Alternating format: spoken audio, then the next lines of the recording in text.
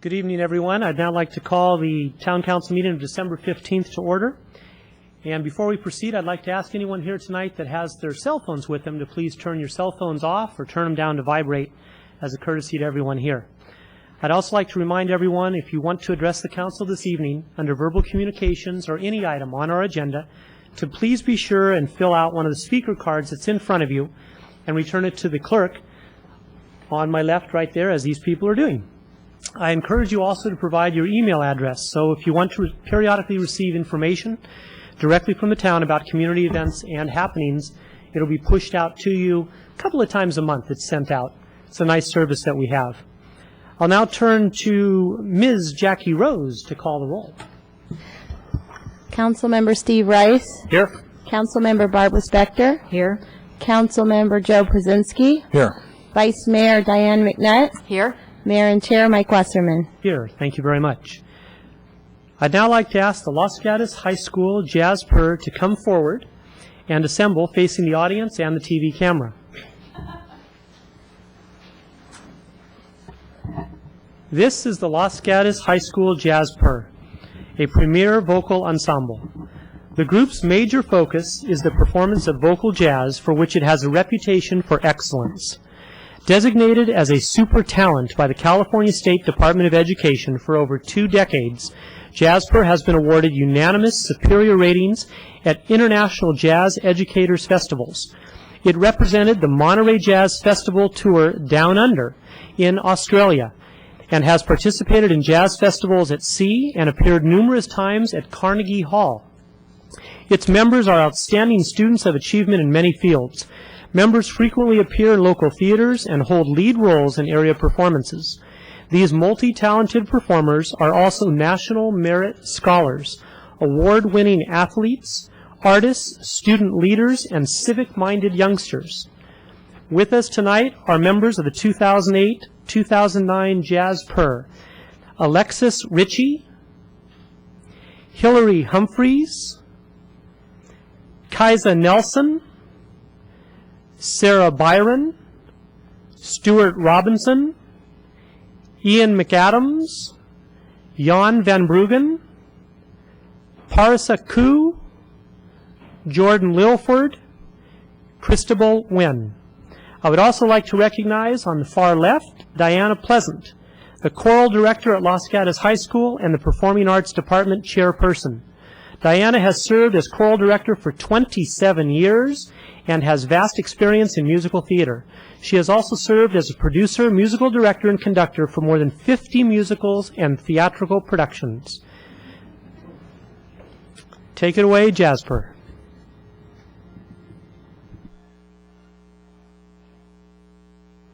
Angels we have heard on high, sweetly singing o'er the plains, and the mountains in reply, echoing their joyous strains.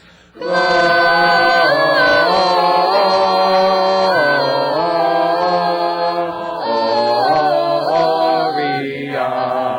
in excelsis Deo. Gloria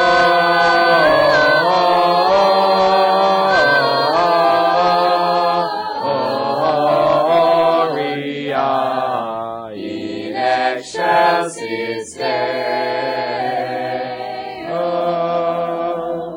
See him in a manger laid, whom the choirs of angels praise. Mary, Joseph, lend your aid, while our hearts in love we raise.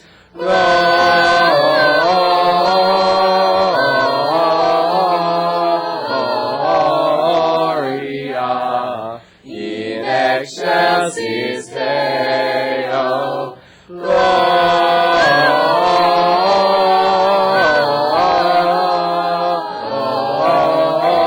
Gloria in excelsis Deo.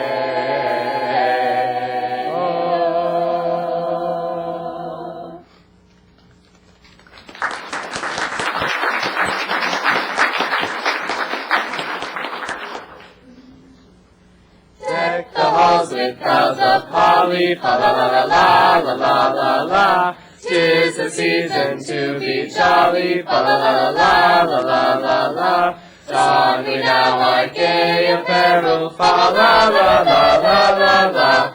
Troll the ancient Yuletide carol. Fa la la la la la la la. See the blazing Yule before us. Fa la la la la la la. Strike the harp and join the chorus. Fa la la la la la la. Follow me in merry measure. Fa la la la la la la. While I tell of Yuletide treasure. Fa la la la la la la la la. Fast away the old year passes. Fa la la la la la la. Hail the new year, lads and lasses. Fa la la la la la. Sing the glorious all together. Fa la la la la la la. Leave the south, the wind and weather. Fa la la la la la la la la.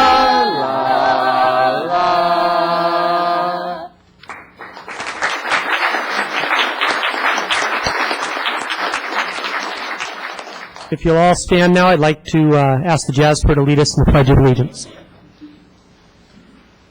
I pledge allegiance to the flag of the United States of America and to the republic for which it stands, one nation, under God, indivisible, with liberty and justice for all.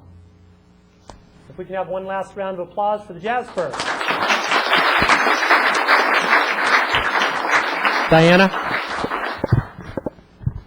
Diana, if you can come up here, please. Did I do something wrong? Thanks. No, you didn't do anything wrong. It's a wonderful lady who's been doing this since she was 16 years old, I think. This is a little 15. This is a little thank you from the town council to you and your Jazz Choir. Thank you.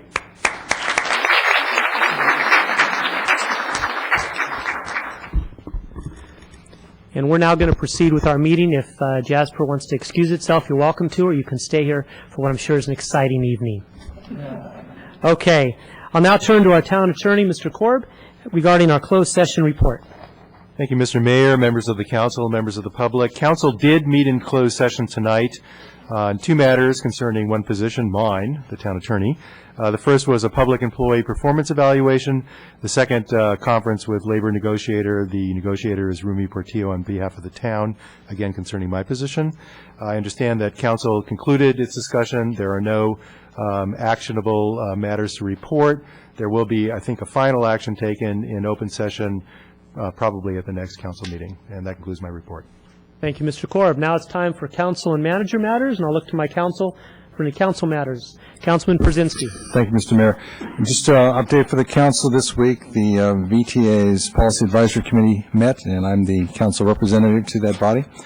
And it was reviewing upcoming projects for the near and distant future with the VTA. And due to some prompting by our manager to the organization, we have a opportunity this year to have funding for the Highway 9 bicycle project. And when the manager has his opportunity to speak, he's going to give some more detail to that. And that concludes my report. Thank you. Vice Mayor, any items? No, that concludes council matters, and we'll turn to manager matters. Thank you, Mr. Mayor, members of the council. Greg Larson, town manager.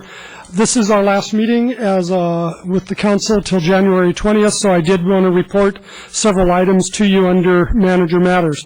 Following up on Councilman Przinski's comment about Valley Transportation Authority of Silicon Valley, they did come out with their draft 2035 plan.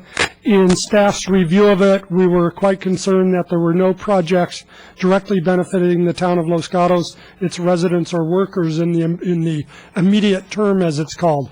The VTA staff has since reported to the Policy Advisory Committee and to your staff that that was an inadvertent oversight and that indeed they are planning improvements for bicycle pedestrian passage on Highway 9 as part of the near-term improvement. So that is something that's been a priority for the town.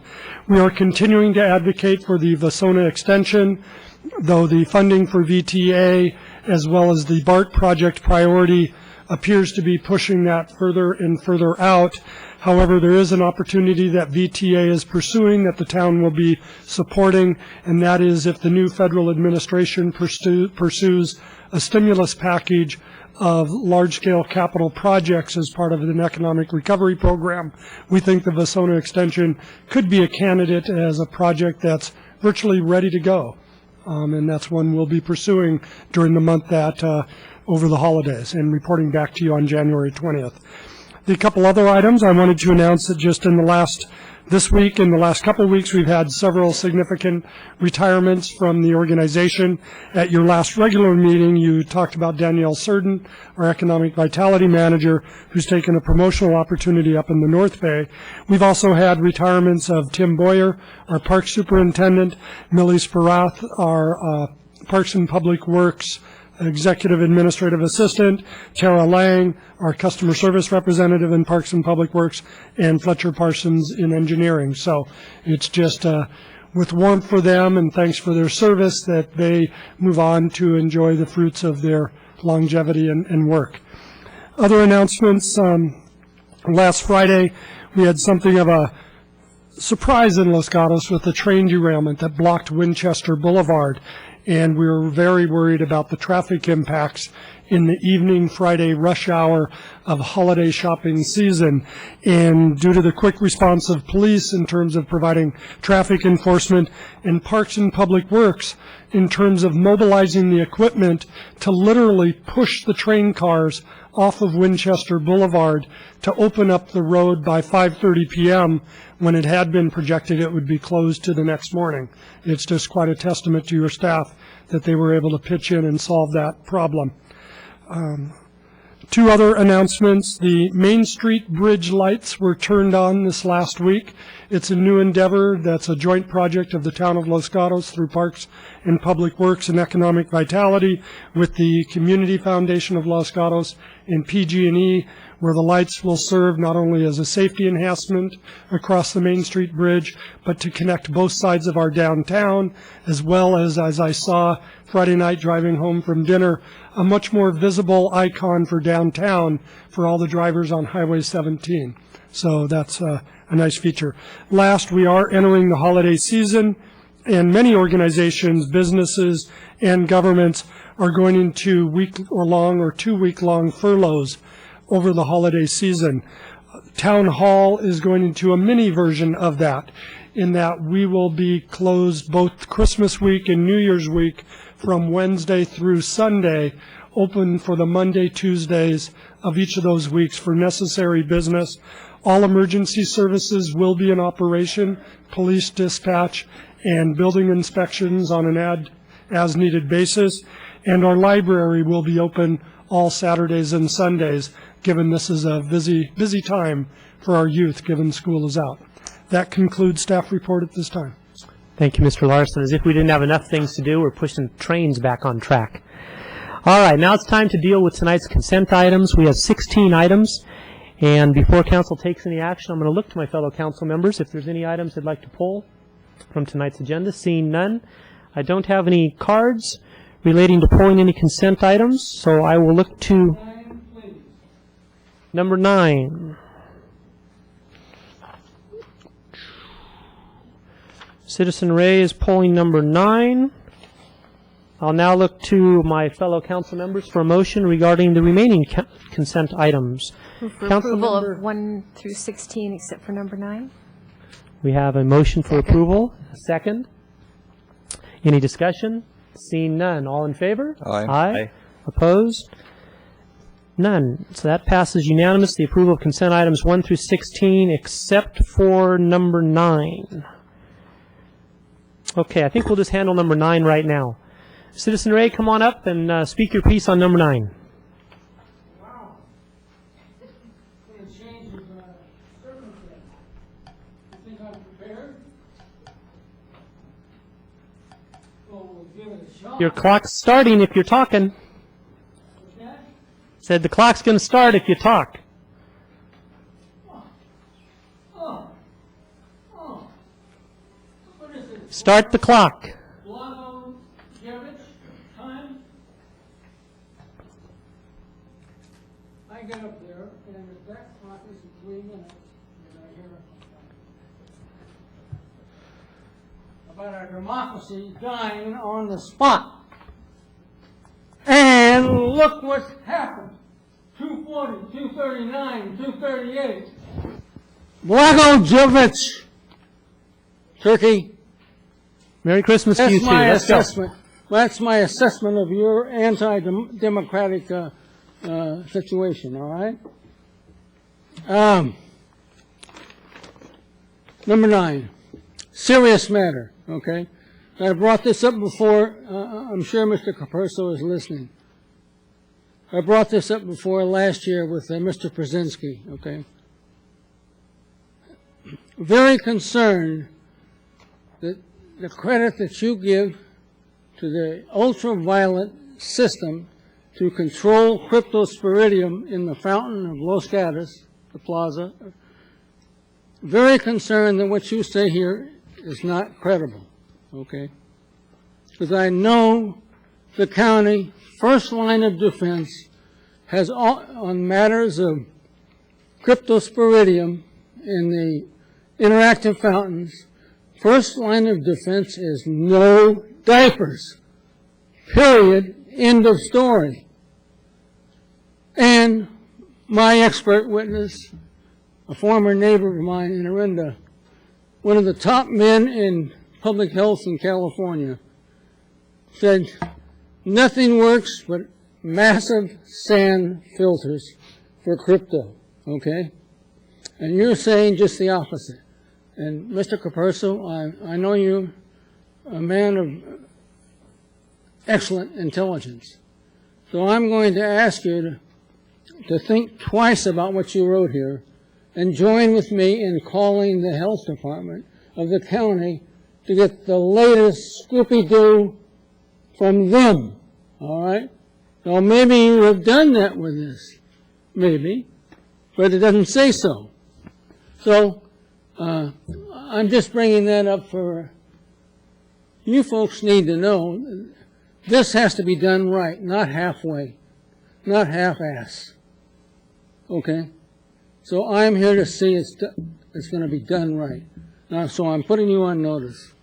Thank you. Thank you. Okay, seeing no other... Thank you for a little extra time there. I take Sit, back Ray, some. Ray, sit down. I take back some Ray, of the things warning. I said. Thank you.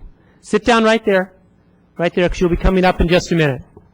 Citizen Ray, have a seat right there because you're going to be coming up again in just a second. Okay, we've now closed the public portion regarding the consent item that was pulled, and I'll look to council for a motion. Councilmember Brzezinski. Mr. Mayor, I move to approve item 9. Motion made. I'll second. Seconded by Councilmember Rice. Any discussion? Seeing none. All in favor? Aye. Aye. Opposed? None. Carries unanimously. Okay, we are now to the verbal communication portion of our meeting. Anyone who wished to speak about any item not on the agenda was to fill out one of these cards. I have 2 such cards, and we'll start off with Citizen Ray. Hey.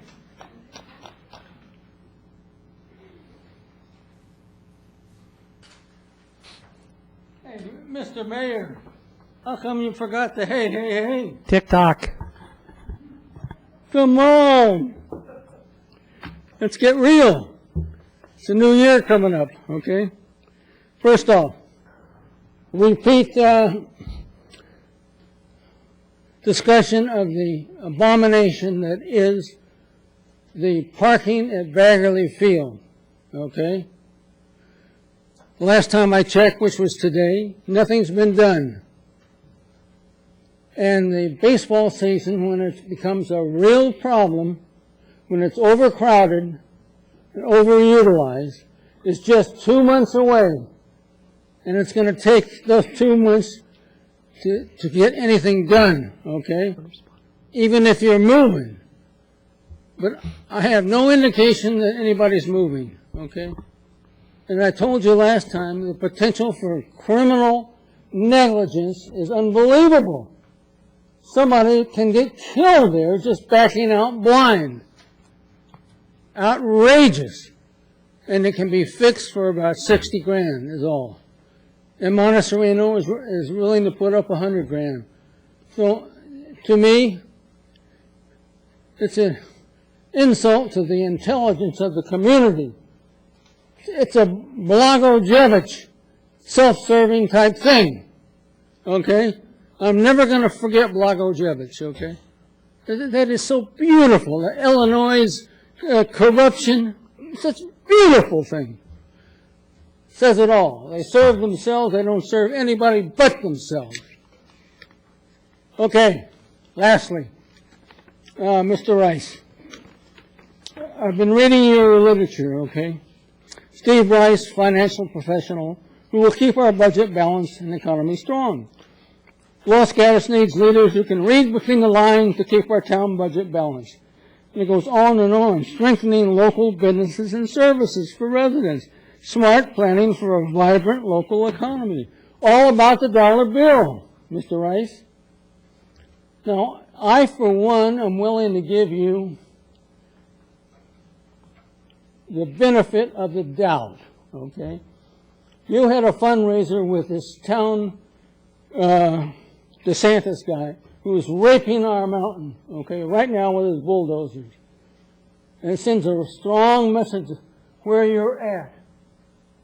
And so I want to tell you, we of the community are not going to be silent if you are on the council to serve nothing but the dollar bill gang of Los Gatos, okay?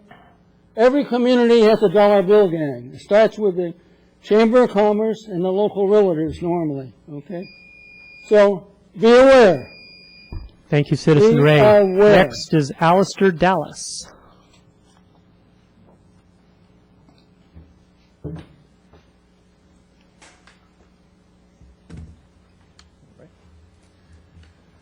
Thank you very much. Good evening, Council.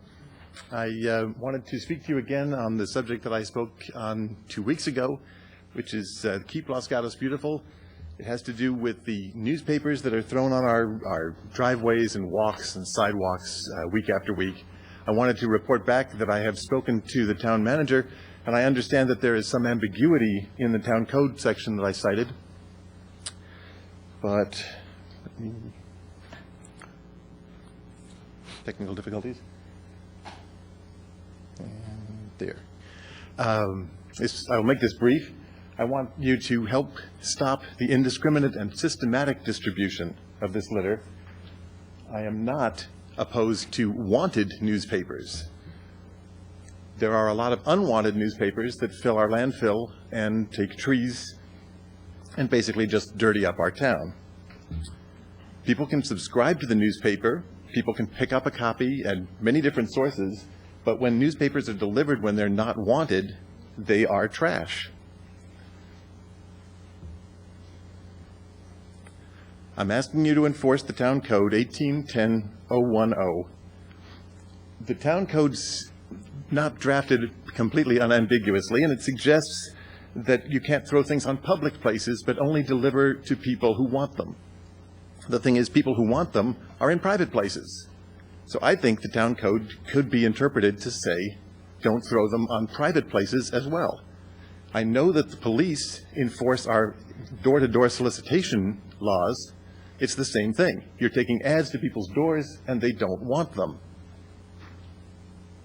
They're also distributing these newspapers on public places. Every single week, twice a week, thousands of newspapers are dropped on our sidewalks, and in some cases, they form a barrier to someone moving on that sidewalk. You have to walk around these papers to get past them. So, I said I'd keep it brief. Please visit keeplosgatosbeautiful.org to join this campaign and help me stop this. Any questions? Thank you, Mr. Dallas. All right. The next card I have is from Greg Larson.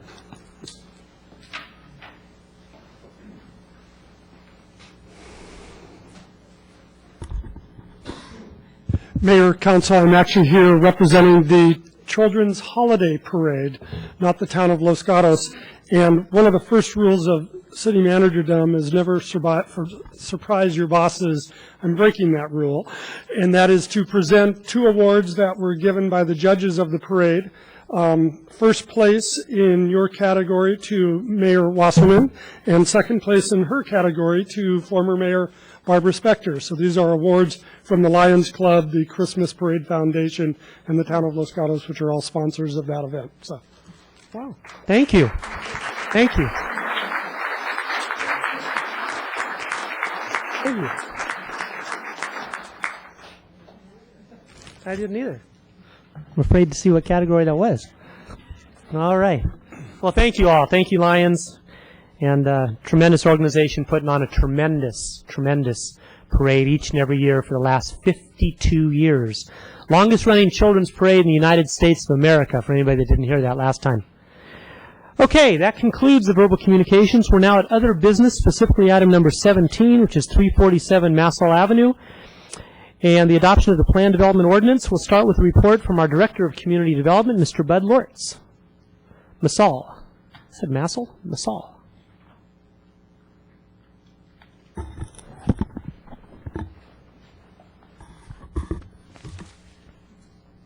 Thank you, Mayor, members of the council, ladies and gentlemen. This application does have to do with the Bay Tree Apartments located at 347 Massall Avenue. If we could flip to the next slide. In terms of background, on June 16, 2008, the council approved the general plan amendment and introduced the Plan Development Ordinance approving a zone change to convert the existing Bay Tree Apartments to condominiums. Then following that, on August 18th, the council reviewed the revised parking and relocation assistance plans and asked some questions and asked the applicant to provide some additional information. The zone change application was approved as the council discussed it because it would provide a unique opportunity for first-time homebuyers, seniors, and empty nesters to purchase multifamily housing in the downtown area. The applicant submitted a revised parking plan that provides 98 parking spaces. This would allow the two-bedroom units to be assigned 2 parking spaces and the one-bedroom units to be assigned 1 parking space. The fire department has reviewed that plan and has found it acceptable. In terms of relocation assistance, the applicant submitted a revised relocation assistance program as directed by council, outlining assistance for the existing tenants. Special circumstance seniors will be permitted to continue to live at Bay Tree as owners or tenants. Outlined below as follows is revisions to the resident assistance program. All residents that lived on the property prior to the notice of intent to convert were moved into the hardship assistance category. All single parents of children younger than 18 at the time of relocation, regardless of the move-in date, were also moved into the hardship assistance category. Senior households at 70 years or older, regardless of the move-in date, were moved into the hardship assistance category. Lion will double the state-required 180-day notice of intent to convert, moving to 360 days. And then the residents with children under 18 will only be required to vacate during the summer months to avoid impacting them during the school year. As far as Title 24 is concerned, the applicant will install double-pane windows in all of the units.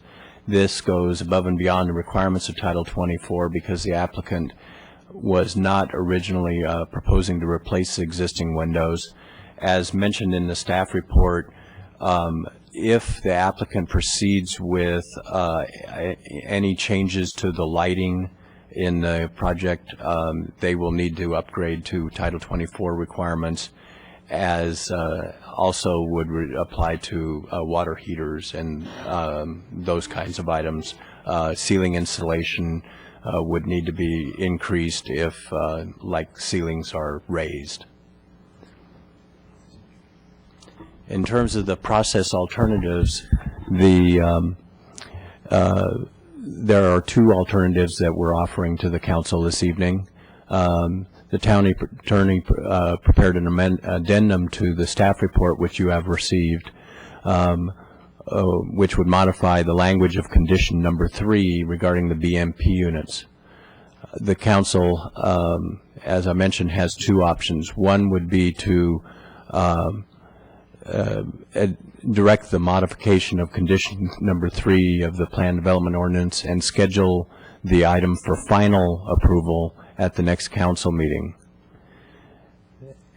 Or, as an alternative, the council could provide direction to the Director of Community Development to address the town attorney's concerns in the approval of the Tenant Relocation Assistance Services Program prior to recordation of the final subdivision map. This would include an agreement with the applicant securing the obligation to allow the special circumstance seniors to remain as tenants after conversion. A number of items would need to be addressed if the ordinance is adopted. One would involve, of course, the parking, and the CC&Rs and a deed restriction would be required for all units, clearly stating that the owners of the two-bedroom units are permitted a maximum of 2 vehicles, and the owners of the one-bedroom units are permitted a maximum of 1 vehicle. These parking directives would be handled during the residence parking allocation plan approval. Then in terms of the BMP units, in that particular instance, the council would be directing staff to prepare amendments to the BMP guidelines and perhaps the ordinance, BMP ordinance, as outlined as follows. To allow the 5 units with the special circumstance seniors to continue to live at Bay Tree as either owners or tenants. That directive would include granting the special circumstance seniors who reside in the project as receiving extra ranking points to help them qualify to purchase Bay Tree BMP units, essentially giving them the first right of refusal. Then this council would be directing staff to prepare amendments to the BMP guidelines. I think we flipped into the...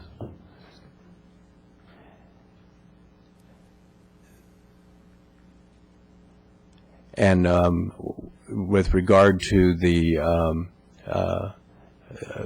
BMP guidelines, as mentioned before, and this may include a BMP ordinance amendment, there would be a requirement to the applicant to delay the sale of the 5 units occupied by special circumstance seniors until they voluntarily vacate their units. The rent will be fixed at the tenant's current rate with an annual increase consistent with the cost of living. When the units are voluntarily vacated, they will become part of the BMP program and sold in accordance with the BMP guidelines. The items regarding the BMP and the special circumstance seniors will be addressed by agreement with the applicant prior to the approval by the Community Development Director of the final tenant relocation assistance services program. As far as the Title 24 offering by the applicant to install double pane windows, that will be addressed during the architecture and site approval process regarding the exterior facade improvements. The applicant has agreed to these terms, and so it's the council's prerogative as to whether or not to reintroduce the ordinance with the condition as recommended by the town attorney, or as an alternative directing staff to accomplish those same issues through the various means that I outlined. That concludes staff's report. Thank you, Mr. Lortz. I appreciate that. Now to my council members for questions. Start out with Councilmember Rice. Just to put on the record, I have reviewed the tapes of the June 16th and August 18th council meetings and read all the accompanying documents to prepare for tonight's discussion. Thank you. Councilmember Spector. Thank you, Mayor Wasserman. I have a question of staff, and it goes to the BMP. I need to understand it better before we go forward with the public testimony. Generally, I understand the concept of approving the ordinance at the proposed resolution at the next meeting. But what's not clear to me is if this council determines that we agree to modify the requirements for BMP for the applicant, that will require a modification to our BMP guidelines and, in my opinion, also to our BMP ordinance. That, as I understand it, would require hearings, and so what's not clear to me is how we could move forward to consider approving a resolution if the modifications to the BMP guidelines or ordinance would occur after that time. Well, the town attorney and I can pair off on this particular response. It may seem premature, but essentially what happens is if the council does adopt this with that caveat, essentially the zoning ordinance is not effectuated unless those amendments occur. If they don't occur, the ordinance stands as is until the ordinance and the BMP guidelines are amended. Follow up. Yes. Follow up. Yeah, I need clarification because you're using the word ordinances and it's not clear. What ordinance are you talking about? Let me take a stab at it. Sure. Let's start with the status quo. The status quo is council introduced an ordinance with certain language in it.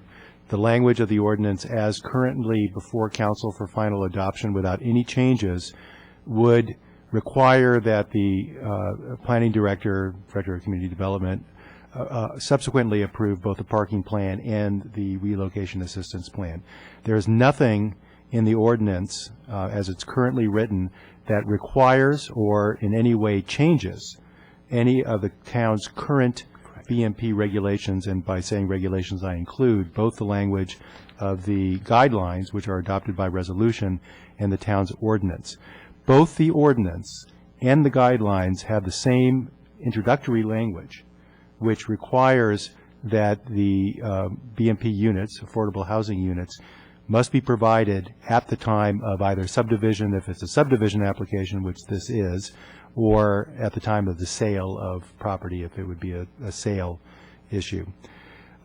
So what that means is that if council were to approve the language before you tonight, final adoption of the ordinance, then the developer would be obligated at a later time, at the time of conversion, to provide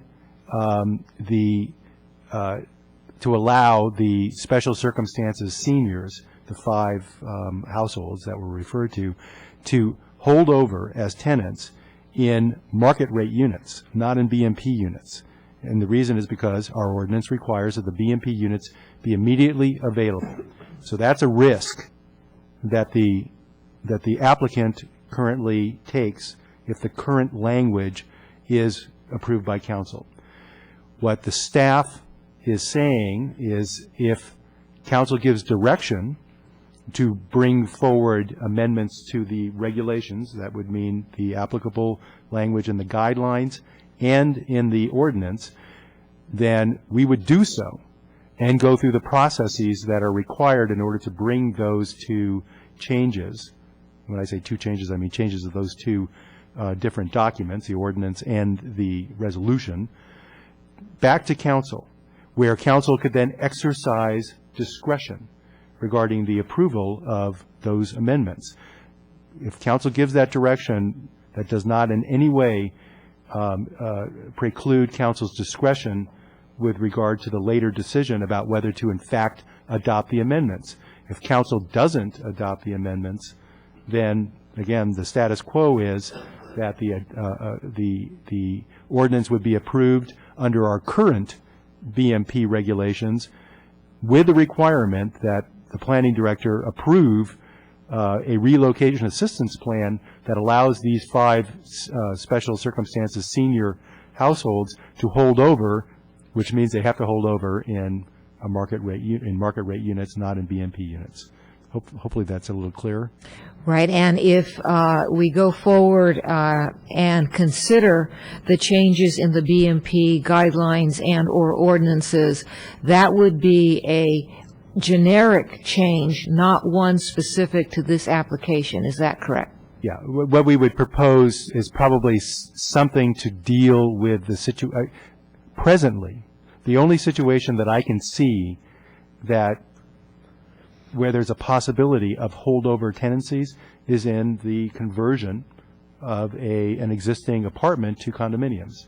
So what we would probably propose, and I can't tell you what the exact language would be, but it would be language that would apply to condo conversions and set out the special requirements in the event that an applicant proposes to have holdover tenants remain in what would be otherwise designated as required BMP units.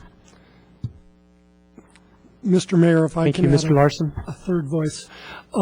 Just to clarify, in the staff presentation, which you now have copies of and which is available to the audience on the screen, the first option that we're presenting to the council is how to affect the protection that the special circumstance seniors will be able to remain on the premises, whether in a BMP or a market rate unit.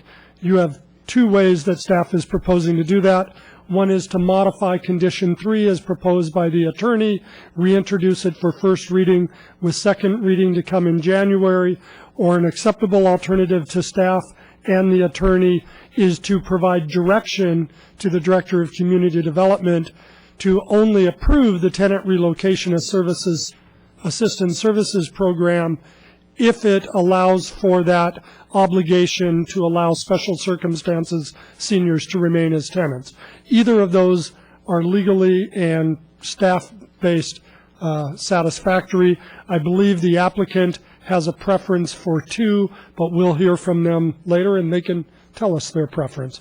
Either of these we think protects the town's interest in having those 5 remain residents. The second question before the council is to direct staff on amendments to the BMP guidelines. One of those options is to make it easier for those 5 special circumstance seniors to purchase the units they're in, if they're income eligible. And it's basically to give them points so they'd have first right of refusal. So that's one option before the council if we want to create that opportunity for them to purchase it. The second option here is to make it so they could remain as tenants, renters, and basically we would, subject to separate and later approval in the BMP ordinance and guidelines, allow a delayed turnover of these 5 units to when those 5 special circumstance seniors voluntarily vacate. And that's how we've separated the issues, given the different hats the council is wearing on these matters. Thank you, Mr. Larson. Any other questions from council?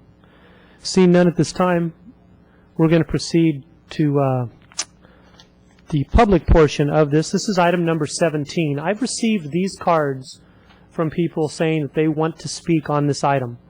And the way I do things is I add up the cards to figure out how many minutes each. Normally we do 3 minutes each. I've got 8 cards here. I see one more card coming forward, it looks like. Okay, I'm going to base the time allotment on the number of cards that I have. So, if anybody else wishes to speak, submit a card now. I don't want to have late submitted cards for the additional minutes. So I've got 9 cards here. Is that correct, Stephanie? Okay, we're going to stick with our normal, 10 cards, 11 cards.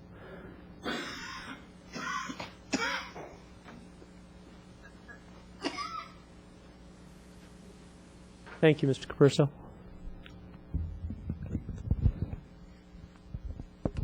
Okay, I don't like changing rules midstream, so I'm going to ask anybody else that intends to submit a card, Please raise your hand right now and let me know.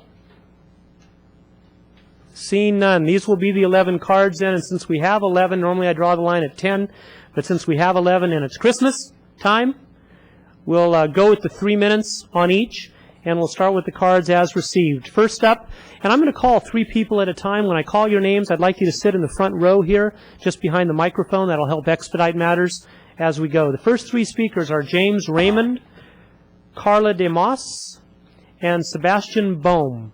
If those 3 people will please come forward to the front row, and James Raymond, if you'll approach the mic, and when you start speaking, your time will start as well. Thank you, Jasper. Thank you. My primary concern was the relocation assistance that was being offered by Lion, and also the parking. They seem to be the real points on which the whole thing could hinge. I'm just wondering about the relocation assistance, if there's going to be help offered to everyone, that is, the renters that do have to relocate, if they'll be able to get some help, not necessarily financial, but as far as finding a place. Let's see, parking, we already saw that it's in line with the fire regulations. That was my question. The 72-hour rule, for those of us, myself included, that don't have parking available on the premises now, this is what you get if you park out on the street longer than 72 hours. After the car's been chalked, it gets towed away after 72 hours. So that's not a good solution. I was just wondering if maybe the town could consider offering an interim solution for residents that have to park out on the street, that have no other alternative. We've talked about structure a lot. We do need an ordinance that covers all this. I see that a lot of work has been done on both sides, which is commendable. I just hope that it works. Protected classes of residents, that was my 4th point. Will renters be able to keep their current apartments? And if so, there's going to be a lot of construction going on and a lot of renovating. Is there any temporary relocation assistance available? In other words, being able to relocate to a hotel for a while until all the banging is stopped, paying storage costs for furniture, move-in costs, moving the stuff back and forth. That's not cheap. Renters, for the people that are staying there, I happen to be one of those that would be allowed to stay under these rules. Would all the apartments be renovated, or just the ones that are being offered for sale that are not occupied, that wouldn't be occupied after the conversion is approved? Would there be any additional costs for renters that decide to stay beyond the yearly 5% maximum on rent increases? My 5th point was buy-in. How does it work? What's the timeline? When does this decision have to be made? Thank you, Mr. Raymond. That was it. Made a note of your questions, and we'll handle those in a little while. Okay, thank you. Vice Mayor McNutt. Thank you, sir. Excuse me, Mr. Raymond. If you could come back to the podium, there's a question from the Vice Mayor. Yes. Sorry. Thank you. Have you posed all of these questions to the management? Actually, I haven't, since I thought in the course of this conversion that this would all be handled. So I'm sure that, management has been pretty flexible in the past. I'm just wondering if, I don't think they have taken a stand on any of these things. That's fine. My Thank you. knowledge. Thank you. Thank you. And I have one quick question for you as well. When your question said, will renters be able to keep their own apartments, I assume what you're talking about is if the condo conversion goes through, of course, the apartments will be for sale. What you're asking about will be a renter such as yourself now. Right. Will you be able to buy your own apartment? either buy it or stay in it as a renter, the one we currently occupy. Okay, thank you. You're welcome. Carla DeMoss, followed by Sebastian Bohm, and if Victor Mendez will please come forward. Good evening. Okay, I've been a tenant at the Bay Tree for almost 4 years, and of course we want to stay is our preference because we formed a sense of community, and as you know, I've done the check with all the other apartment complexes, and that the availability is very low in Los Gatos, and that whole argument we had last time, but we're worried that we can't find another place in Los Gatos, so ultimately we'd love to stay. We chose the Bay Tree because it's a perfect location to enjoy our lovely town, or so we thought. It turned out to be a constant battle living under Lion management. It was apparent shortly after we moved there that they were trying to get rid of the tenants that were there in order to do a cosmetic upgrade of the apartments and then rent them out for $1,000 more. In this time, they were really being very bad about the construction noise, all hours of the morning, at night. We ended up going to mediation over that. We've also been in mediation over our rental agreement. So it's been a constant battle with them. And so my concern is that the tenants are the underdogs in this, and they need protection. And I'm concerned about how people will be treated once they get the go-ahead. We were seriously inconvenienced by water and power cutoffs and noise during the construction last time. And many people had to move out because they were working from home, and the inconveniences and disabled them from telephone conversations, and they'd lose their documents on the computer. So that's something that I'm concerned about once the construction starts again. Okay, so the residence assistance plan, it looks reasonable, but who's going to enforce it? The special circumstance seniors are allowed to stay in their homes until they voluntarily leave. But I strongly suggest to the town council that they appoint a person to provide these seniors with support, somebody they can turn to when a problem comes up, because Project Sentinel does not seem to have any jurisdiction in these matters. The tenants need someone they can trust to help if Lion breaks any of its promises. And other things, Lion, that need to be clarified, can Lion raise the rents once the condo conversion has started? When will the residence assistance become effective? In other words, once you okay this, how long is it going to take? Because people are going to be jumping ship like rats as soon as they hear about it, because they aren't going to want to go through the construction process again. Are those people covered or not by the assistance program? Or do we have to wait until Lion says, okay, now we're going ahead, so now you can leave and we'll pay you? I just want everything in black and white. Thank you, Ms. Tomas. Appreciate that. We have Sebastian Bohm, followed by Victor Mendez, and if William Kashubu please come forward. And when you do, please give your name and address. My name is Sebastian Bohm, address 347 Massol Avenue. And tonight I'm standing here for the 4th time in a row explaining why I'm opposed to the condo conversions. First, I believe proper guidelines and legislation should be put in place. This will provide both parties with a clear understanding of the rules and prevent that groups of people have to spend multiple evenings like tonight building and maintaining their cases.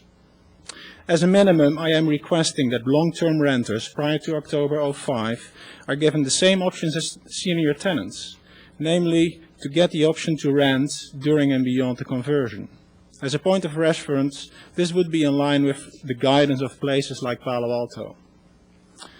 Secondly, if this conversion is going to be approved, both long-term tenants and seniors should be given a move-in compensation in case they decide to move prior to the actual start of the construction. This compensation should be made available in any case the tenant decides to move after the council approved the conversion. I also would like to point out that to me it seems that the council is on the hands of Lion. For example, the meeting planned in October was cancelled by a 2-line fax from Lion sent out the Friday prior to the Monday meeting. Without any reasoning, the agenda was changed and our preparations was rendered useless. As another example, we sent some background information, some background material for this meeting per email on behalf of another tenant. That was last week. Within 15 minutes, that tenant was phoned by Lion. So who on the council is forwarding/leaking that information to Lion, is my question. So I understand that Lion is the requester of these proceedings, but I urge you to consider us as a valid party as well.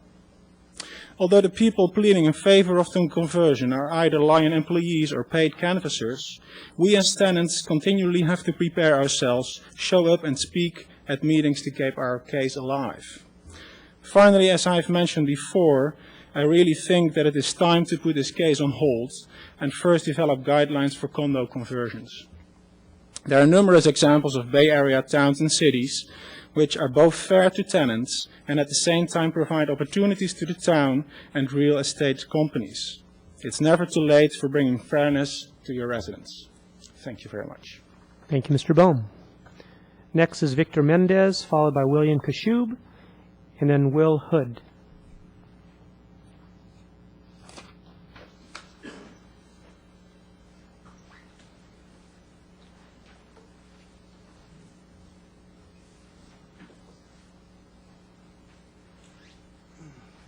Yes, my name is Victor Mendez. I reside at 1027 Mallard Ridge Court in San Jose. I was brought into the process by the group that's opposed to this project. And the reason for it was because of my extensive planning experience, primarily with the City of San Jose, consisting of project and development review experience and reviewing all manner of projects, including condo conversions, such as the one we're looking at today. I'd like to start with a review of the parking, and I'm going to limit it to the parking because that's the major land use issue here that we're looking at. And my personal observations on the parking are that it relies way too heavily on tandem spaces. Tandem spaces are not desirable spaces, and there's probably a very good reason why the city that I worked for, the City of San Jose, used these only sparingly and only with staff approval and on a case-by-case basis. And it should be noted that these spaces did not count towards required parking. So there was very little incentive for the developer to provide these because they weren't counted. And so they were used primarily for convenience, such as loading and unloading and that type of thing. Also, the parking plan appears very contrived. The concept that comes to mind immediately is shoehorning. And the plan relies way too heavily on marginal driveways and canted and angled parking spaces that favor circulation in one way only. The two driveways that are proposed are being proposed without benefit of widening or turnarounds. The landscaping in the parking areas is virtually non-existent. There is no separation to protect the parking spaces, long rows of monotonous rows of parking spaces, and also there's no protection at the end of them. In fact, there's some spaces that are right 90 degrees to each other and directly immediately adjacent to each other without benefit of landscaping or any other separation at all. So we can expect that both private and common open space will be sacrificed by the project. My experience with the City of San Jose is that such a project would be denied for liability, safety hazards, and loss of property values. I'll deal with the liability first. I think the City of Los Gatos, Town of Los Gatos, would be complicit in exacerbating an already dangerous situation if they approve such a project. Support of an inferior project sends the wrong message to the development community that this community doesn't care about standards and superior quality. Also, I think this poses a precedent-setting aspect that the town may come to regret. Oh, that's 3 minutes already? Thank you, Mr. Mendez. Next is Mr. Kashub, followed by Mr. Hood, and then Ron Cole.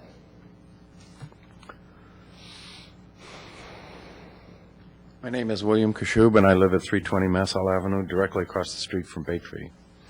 A couple of corrections to the letter that I submitted on 12/11. The Beckwith building had 15 apartments. There was a 20% interim increase for 6 months to give people time to move, and then the rents went up 75 to 100%.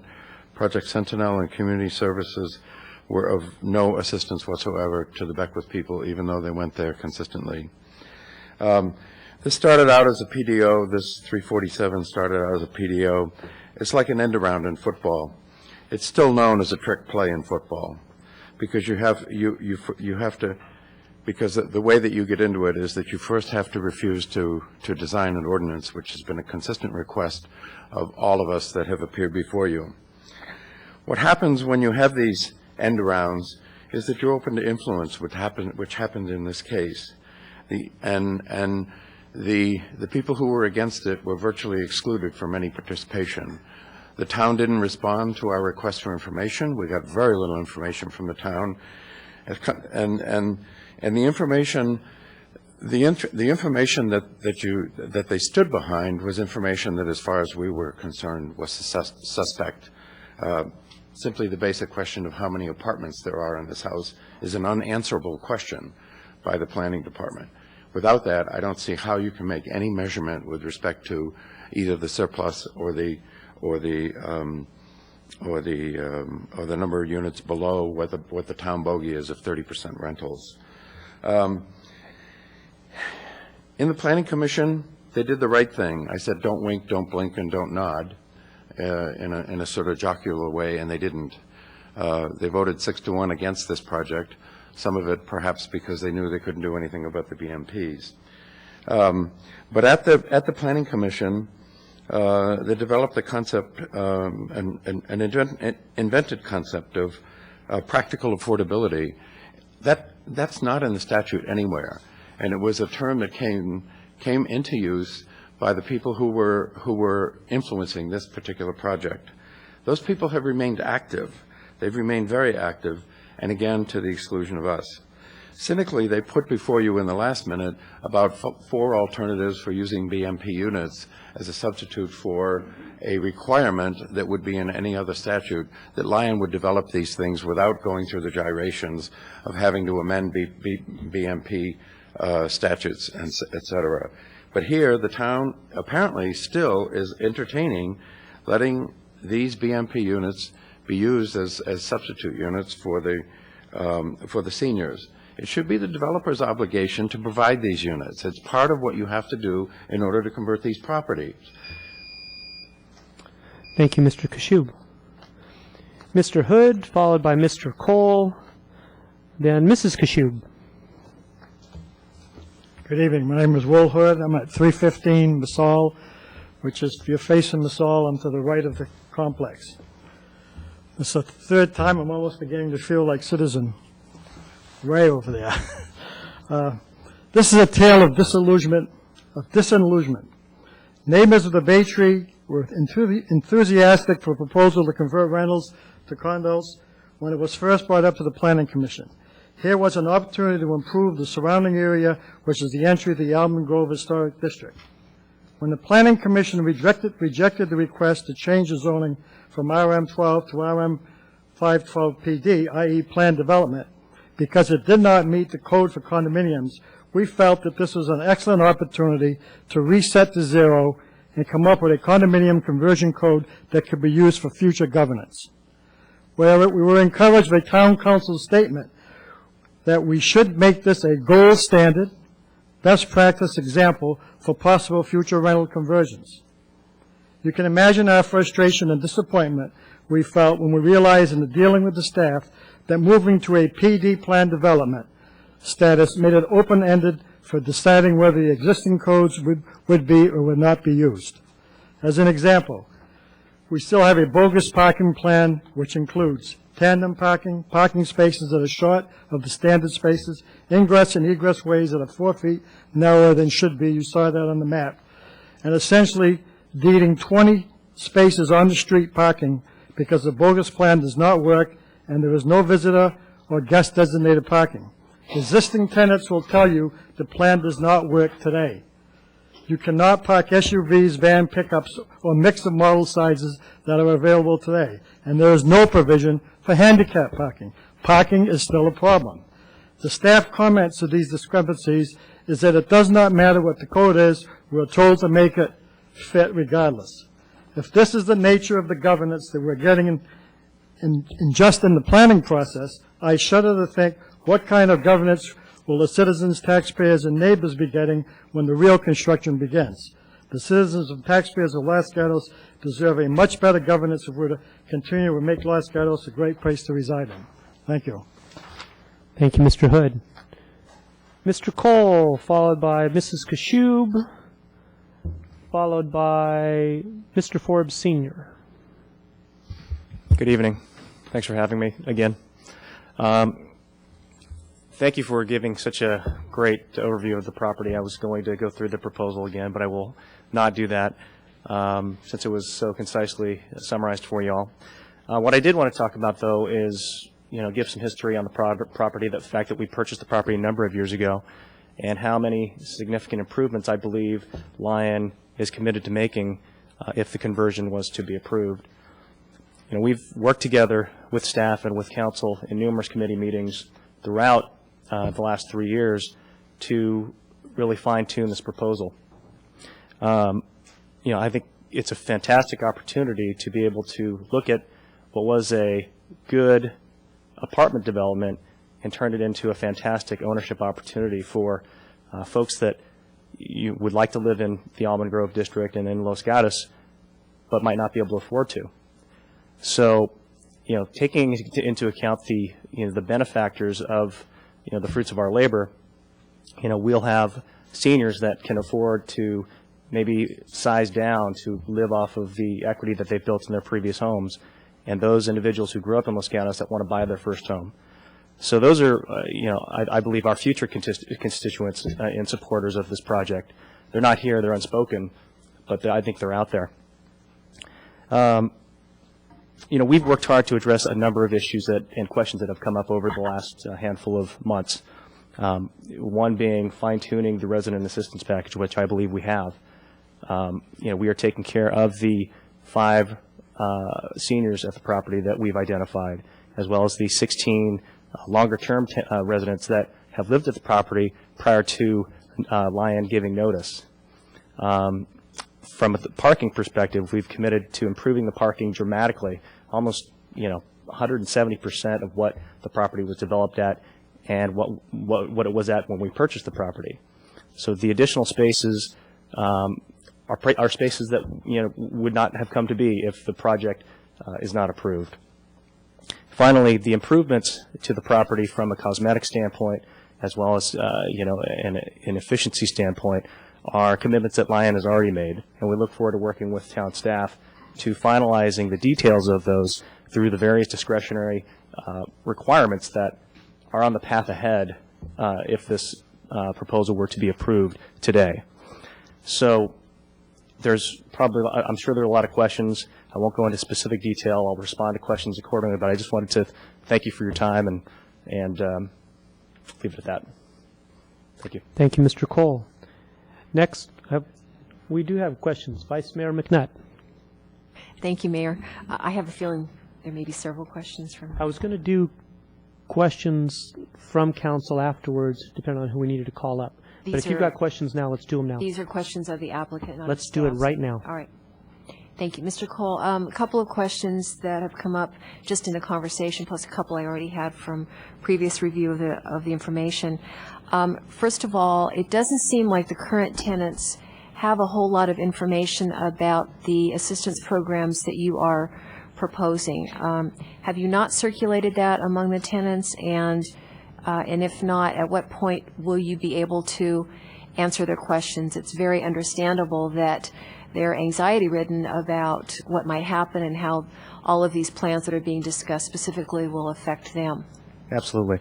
First, I just want to make clear that we are very sensitive to the questions that our residents have. And Carla DeMoss had mentioned 15 minutes later after she sent an email into staff regarding the concerns of one of the folks that would be receiving assistance. That was me. I called back in 15 minutes because I got the email. Staff forwards on every email or literature that they receive from into the town, and so I get it and I read it with interest because I'm honestly interested in addressing their questions. So I spoke with this resident and answered her questions or on her voicemail because I didn't get a hold of her directly, but also followed up with an email. We did have, just to answer your question specifically, we had a resident meeting probably 3 months ago, and where we clarified and handed out a package to answer those questions, and I would say probably 22 residents showed up to that meeting, got their emails and circulated my cards. I'm not hard to find. Our staff at the property direct all the questions that residents or even neighbors have with regards to the conversion to me directly. So I feel like the line of communication has been there, and we plan on, obviously, if the approval is gained today, to continue that conversion. And as we pick up, get further along in the process, that the communication will definitely be more detailed and specific. May I continue? Yes, please. Thank you. One of the alternatives that was presented to us puts a risk on Lion of having the special circumstance seniors be in a market rate unit, not in a BMP unit, depending on how things evolve. Yes. I'm sure we want to know whether that's agreeable to you. More importantly, I want to make sure we clarify that doesn't necessarily mean, if this is true, that the tenant has to move. It's a designation for the unit, not a specific unit in the building. Okay. It'll be a multiple-part answer. To answer your last question first, the residents, the special circumstance seniors will not be required to relocate. So be clear on that. With regards to our preference, we do prefer number 2. We had a meeting with staff this afternoon and answered a lot of questions, got a lot of questions answered, and we do prefer number 2. It was posed to us, that point was posed to us, that there was risk to Lion. However, my thought was, I've met individually with every single council member here. I've worked a number of hours with staff to outline the details of this resident assistance package that utilizes or refers to the BMP program. And I believe that if council approves the ordinance as it stands today, there is a desire to see, because you made that decision, you do support to some extent the proposal on the BMP units. So Lion is willing to take the risk because I believe that the information has been clearly, relayed and communicated and reviewed a number of times to really reduce that risk. Now, my one comment and request to staff was that we pursue the modification to the BMP guidelines aggressively and quickly, because that will be one of the discretionary approvals that are absolutely required to get our final map recorded. That, along with the architectural improvements, along with the tentative map that would be approved by the DRC, by the compliance memorandum that is required for the community development director to approve, that will outline very specific details on a lot of the questions that you probably have are the details of when people will be noticed and all that. So, I think there are a number of areas where there are opportunities for us to really fine-tune the program, but not hopefully significantly modify what has been proposed and where we are today. And if I might, just one more, and then I know everyone else wants That's to turn. what we'll Thank do. you. Yep. One of the previous speakers, one of the tenants, commented that he does not have a parking space on site. Do you have some tenants that are not allocated even one parking space at this point? I'm not familiar or aware of a tenant not having a parking space. I do know that we have a parking plan in place where we hand out permit numbers, and we track license plates of residents and their parking spaces and the number of cars they have on the property. We have, and I submitted this to staff as well, tracked that number of registered cars with our property management unit, and that property, and I think back in early November when this information was obtained, we had somewhere in the neighborhood of mid-70 number of cars. I think it was 74 cars registered, and I think there were 3 vacant units. So, it's my belief that, the 98 spaces that we propose, even if we add, take into account the vacant units, assuming that there are 2 units per 2 cars per unit, we will be well below the 98 spaces that we plan on providing. I appreciate that, and I'm going to interrupt for a minute because what the Vice Mayor's question was, does that person have a designated space? I can't answer that specifically. I don't know. But I will look into it, and I can easily email you tomorrow. All right. And we're going to... That's fine. Thank you. We're going to move on in questions, and we can come back to you if you wish. Councilmember Spector? Getting back to the BMPs, assuming that the BMPs are important, let's say just to me, I'm not going to speak for the rest of them, are important to me, 8 BMPs. And what I hear you saying is you understand that there might be, that there's going to be a necessity of modifying our guidelines and our ordinance, but based upon your understanding of the council, you're willing to take that risk, but do you understand that it could be possible that when these guidelines and ordinance go through the hearing process, that they won't be modified? And that's the risk that you're taking. Do you understand that, and do you accept that? In short, yes. To expand on that, I think it's a risk either way. If we delay and we do a first reading today, and I have to go through that process anyway, it could change. But the possibility of changing also, I think, potentially modifies the ability for the developer, Lion, to move ahead with the project. And I think there is a genuine need and a desire to offer a product like what this project provides. And so I believe in the process that if we go through the amendment process, that council will not put any undue stress, additional stress on the developer that would potentially make it unviable anymore. So I am willing to take that risk because we've been working with you for quite some time. And one more question, if I might. Please. You said that in the process alternatives, you prefer number 2. Can you verbalize to me why that is?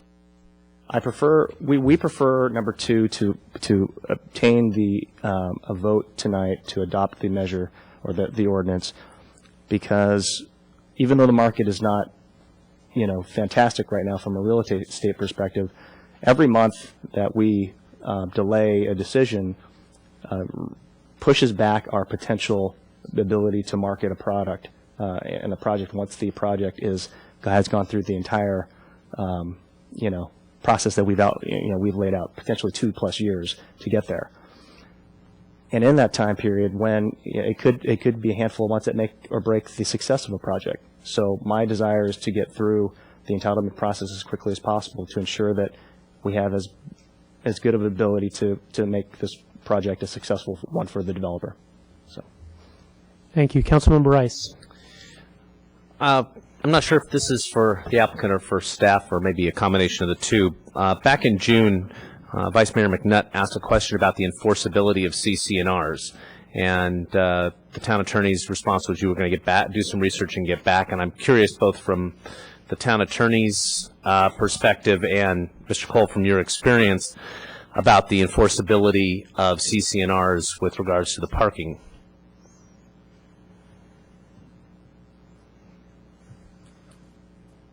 Through the chair? Yes, please. Thank you, Mr. Corp. CC&Rs regarding parking requirements are common, and it's very common in a condominium type of development to have restrictions as to the number of vehicles that can be parked on site, number of parking spaces that are available, and those are enforceable between the tenants and the homeowners association. It's ultimately the homeowners association that is essentially the benefited party and the one that is in a position to enforce those restrictions. We would not be enforcing those restrictions, though we would be reminding the homeowners association if there seemed to be a real problem that was spilling over into town property. So, Mr. Cole, I guess my question to you is, in your experience, how difficult or easy is it to enforce those kinds of CC&Rs? Well, I actually believe that it's quite easy, because people, when they purchase their home, they're made aware of the parameters in which their purchase, of what combines their purchase. So, in the practical world, with HOAs that we've started and transitioned over to, the owners of the various units, that is something that they knew moving into the product, and they and there are fines levied if the governing body, the HOA, fines infractions, and they add it to their HOA bill, and if those bills aren't paid, then there are liens put on the property. So I think they're very real, and I think they work. We haven't had any problem with them in the past. Okay, thank you. Councilmember Brzezinski. Thank you, Mr. Mayor.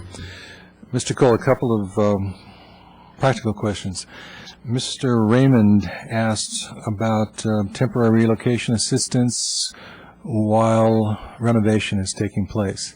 Have you addressed that issue? What is the Lion proposal for that process? Because it will, as indicated, it will have some impact on the livability of the units while renovation is occurring. Any comments to that? In our past experience, it's always revolved around the extent to which what the renovations are. We've had renovations where we had to do major work to the individual buildings, and we had to move individuals either to hotels for a period of time for those to be corrected, or move them to other units in the property to do that. We have not yet crossed that threshold of defining exact parameters of the architectural improvements. However, I will say most of them are exterior related, paint, windows, etc. So to answer your question directly, we don't have a specific plan because we don't know what the parameters of the renovation will be. However, if they are extensive or we need to be continually in a unit, then we will relocate that person or family to a temporary location that's that everybody agrees on, both parties, for that short period of time while it's completed. Okay, so I'm going to take that as a commitment for the record. Yeah, okay. Please do. Ms. DeMaz asked the question about providing seniors with special assistance through the process.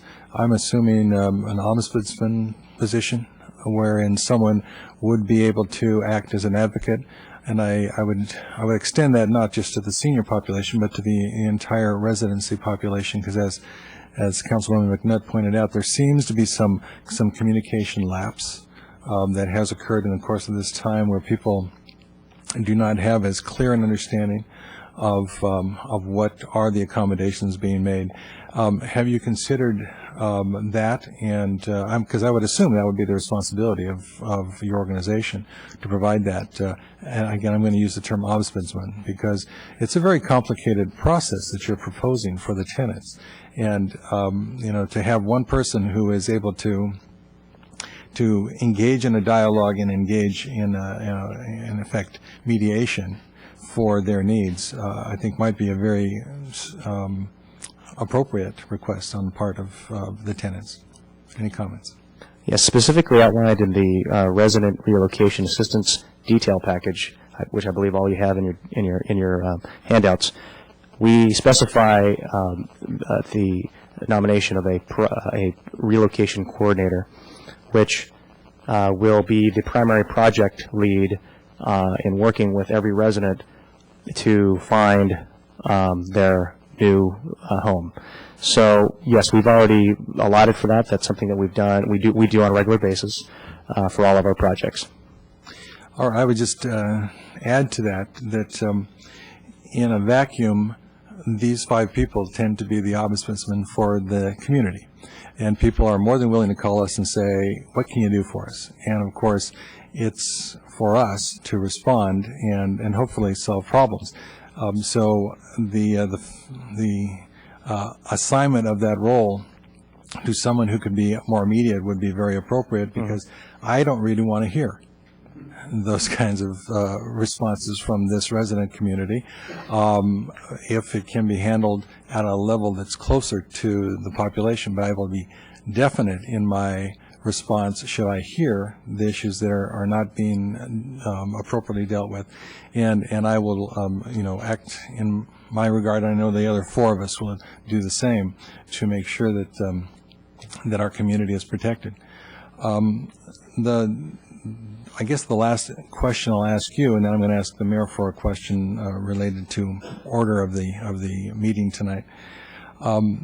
Parking continues to be an issue, and with the CCNRs or the deed restriction or the combination of for 2 for 2, 1 for 1, and the assumption that you can fit then if those are the vehicles that are approved on that site with little or no spillover onto Massal. What would be your response to a violation? For example, if someone has an extra vehicle that they tend to park in front of 315 Massal.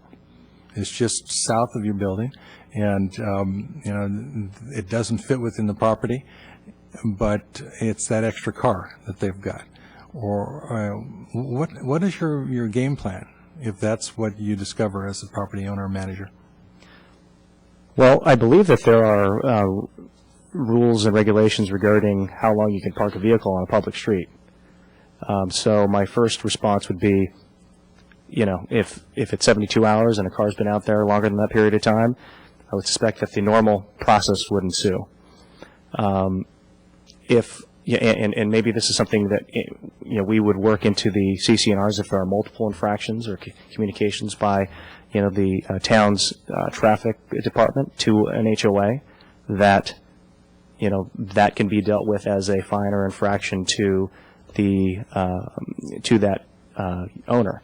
So I think there are ways to deal with that, and it's something that I can definitely look at working with Ori and staff on defining what that looks like in the CCNRs. All right, because indeed after 72 we will tow that vehicle. Yeah. But we certainly have had instances in the community where someone gets the 72-hour tag and then in 36 or 48 hours moves the vehicle 10 feet forward and in effect grants themselves another 72. So you have a special relationship with your tenants, and this is a homeowners association in effect. And I know that it's to the benefit of the homeowners that their environment be protected, and that the impacts on the owners be minimized, and that's assist them in quality of life. So I think there are still going to be some things that need to be evolved as you go through the process, but just to make sure that we have again in the record that we want to protect as much as possible that environment that you're creating. Absolutely. Thank you. And Mr. Cole, I'm going to ask you a few questions that I have that were brought up by prior speakers, and then I'm going to ask you to sit down and we're going to finish with the 4 cards that we have remaining before we take this up with council. First of all, what I was doing was I was going through, because the point was brought up about Planning Commission having denied this previously, and this ties into what Vice Mayor McNutt brought up a few minutes ago. The changes that have taken place since the Planning Commission's denial are significant, and I think the communication between Lyon and your residents may not be as good as it could have been, and a lot of anxiety exists because of that. Specifically, and I'll just very quickly, since that Planning Commission denial happened, the BMPs have been provided, the parking has been increased, the number of cars has been limited, the dual pane windows has been added, relocation program's been enhanced, the notice, I believe, is at least 12 months, and 360-degree architecture has been required. And I think had some of that information, she specializes in public relations, So if some of that information had gotten out to your people, to your residents, especially during the last 30 days, I think that would have helped with a lot of the anxiety that exists. Now, if I can please ask in rapid succession some of the questions that were raised earlier, and if I can just get concise answers from you so we can keep this moving on, I'd appreciate it. One of the questions was relocation assistance. Will that be, in some form or another, will that be offered to everyone? Everyone that has lived at the property prior to the notice of intent to convert. Because everybody else who came in after signed a piece of paper saying, I realize a condo conversion is coming. Yes. Thank you. Number 2 question, will renters be able to keep their own apartment? And I asked the gentleman at the time, I assume that means you want to keep it to own it. So will an individual who lives in apartment 123, if they so wish, be able to purchase 123? If a resident lives at the property at the time we send the 360-day notice, they have the opportunity to purchase their unit. Their own unit. Thank you. Will all units be renovated? No. Well, yes, because the You're referring to the 5 BMPs? Yeah, there's different levels of renovations that you would, when you purchase a new home in a new housing tract, you'd select the finishes. You're given an opportunity to do that. You'd be also given an opportunity to receive a credit if you don't, choose to upgrade the flooring to a specific grade level or whatnot. We have premium rental units right now where we've renovated. Okay, however, if I may, that was with the new appliances, the granite countertops, new flooring, the hardwood flooring, crown molding, okay, etc. But I think it'd be presumptuous of us to say that that's the style that everybody would like. Okay. So, yes, we will renovate the units to different specification levels that people can choose. Understood. Yes. Number 4, how will tenants be affected during the remodel construction? And that question was brought up by an existing tenant, of course, who talked about some remodeling that's taken place in the last year or so, the noise levels, dirt, inconveniences, things like that.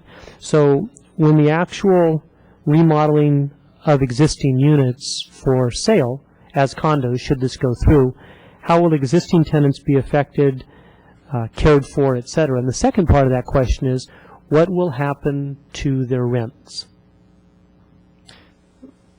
Let me ask you, I'll answer the rent question first. Sure. The rent for existing residents, as we go through this process before we actually go to market, would be increased like they have been since we've owned the property. Still under rent control? Yeah, rent control 5% with the allowance for the pass-through. The 5 residents that stay at the property in the unit, assuming that we're able to modify the BMP program, those 5 seniors those units would be increased at the CPI index on an annual basis, which was outlined in Bud's presentation. Limited to the CPI, not to exceed the CPI for the San Francisco Bay Area. Exactly. Or whatever the CPI district is. That's the one applicable to here. Yes. Okay. When and if the approval does go through, how soon after that would the residence assistance program start? Or would it start prior? I mean, when would that start? The resident assistance program will start, and the communication flow and the details will start when we send the 360-day notice, or officially the state mandate of 180 times 2. Okay. So to make that part clear to anyone not aware of that, which may be a great deal of your tenants, the earliest, if the project is approved, the earliest anyone would have to vacate would be 360 days? Yes. Basically 1 year notice? Yes. Okay, and thank you. And my last question, Mr. Korb, is for you, as it's a legal question. Question was raised regarding increased liability to the town. Is there any increased liability to the town if the condo conversion is approved? I don't see any. Thank you. Thank you. Any other questions of Mr. Cole? See none. Thank you very much. Next, Mrs. Kashub, followed by Mr. Forbes, Mr. Carter, and Mr. Ray. Thank you. Marianne Kashub, 320 Massal, located directly across from this project. As has been discussed here, parking on this property is an issue. Overflow parking on the street continues to be an issue. There appears to be a real lack of concern, though I was heartened tonight to hear a few questions addressing it. Lyon, the town, the council, and all of those that benefit from this conversion have really to date not had the sensitivity about the impact of parking and the responsibilities of the developer and this development, should it go through, of the accountability to ensure that people are parked in their spaces on the property. It's fine to have stickers that say you live there, but nobody is going to ensure that these people are actually parking in their spaces. And as Will Hood said, many vehicles might not even fit into the spaces they've been assigned if they're oversized. The spaces are undersized to start with. So as my letter said, I really would like part of the CCRs or the HOA or however you do this to provide oversight, policing, monitoring, whatever you want to call it, so that the overflow of people are not on the Saul as they currently are today. One of the proposals to be studied was, or to have maybe the Almond Grove Parking District expand right in front of Bay Tree Apartments on the Saul. That is not acceptable. What is that saying? You're saying, okay, we'll use the street for overflow parking and we'll gift it to this project. If they are included in the Almond Grove District, I will be furious. And I'll be furious because we worked really hard in Almond Grove to get a parking permit system that allowed us to park with a permit every year in front of our homes and on our streets. 4 years ago, the parking from Bay Tree, etc., was so that it was very adversarial in this neighborhood. And people started to play the parking game, gotcha game, whatever, and it was a nightmare. I really do not want to go back to that system. It is not an answer to this. I encourage you, I plead with you to please, if you're going to approve this project, which I have a lot of questions about, and I feel very alienated as a resident in this process, and I'm really sorry to say that. Thank you very much. Mr. Mayor? Mr. Larson, yes. Can I respond to that comment immediately? Yes, please. First, there is no action implicit in what's before the council tonight to do any change to the Almond Grove Parking District. Any change to the parking district would require review by the Parking and Transportation Commission and then be brought forward to the council as a separate and independent action.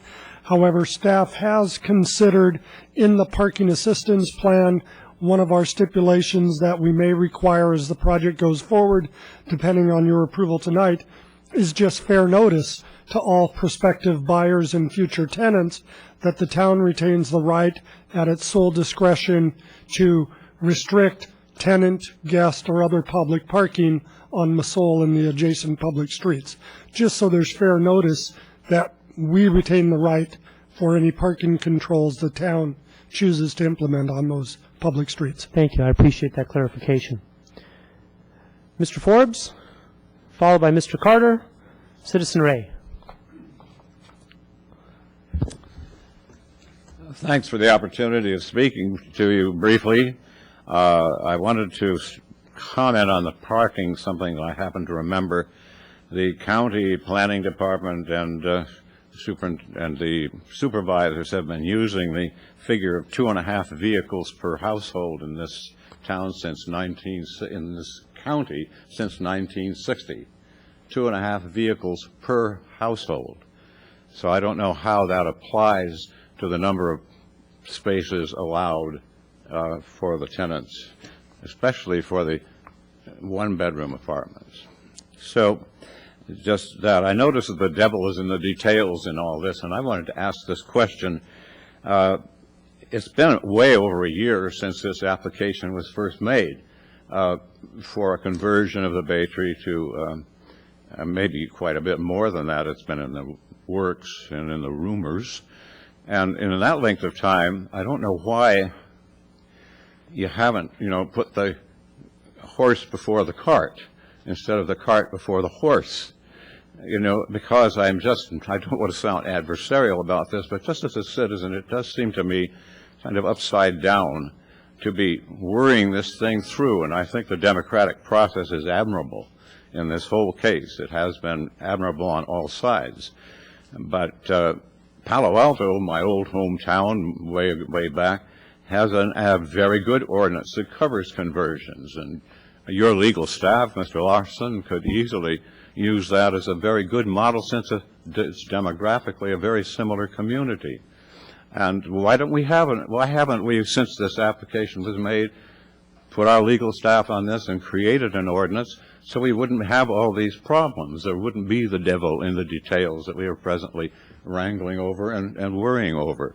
I think the spirit is good here and on all sides, but I would like to make that suggestion that your legal staff might be put on that job to recreate such an ordinance and use Palo Alto as a good comparable model. That's just my point of view. Thank you very much. Thank you, Mr. Forbes. Mr. Carter. Thank you, Mayor Wasserman. I'm Peter Carter. I live at 45 Broadway in one of the adjacent historic districts. A resident of about 2 blocks away from Bay Tree sent a letter in that she was kind enough to send me a copy of, and it was titled, "What's Not to Like?" Did you receive that in your packet?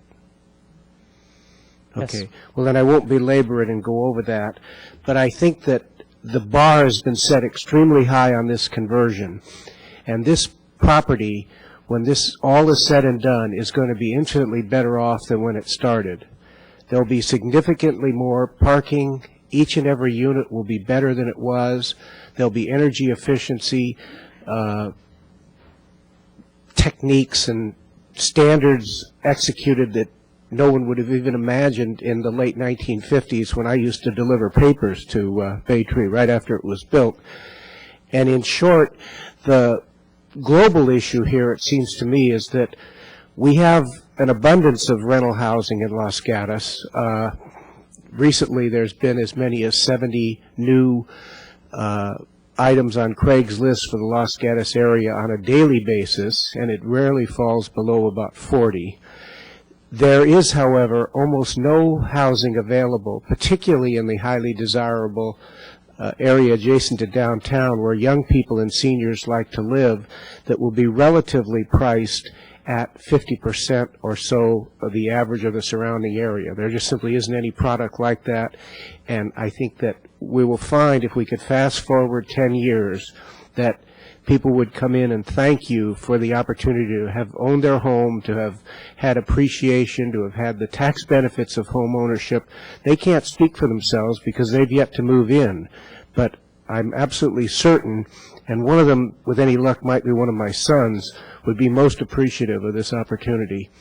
I didn't identify myself. I am a consultant for Lion, but I'm also speaking as a homeowner who firmly believes that this is a really good project for the town. Thank you.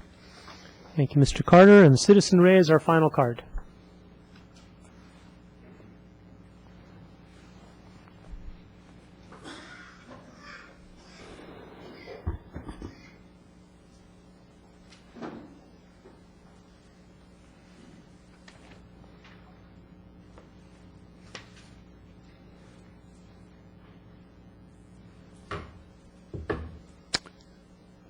Mr. Mayor,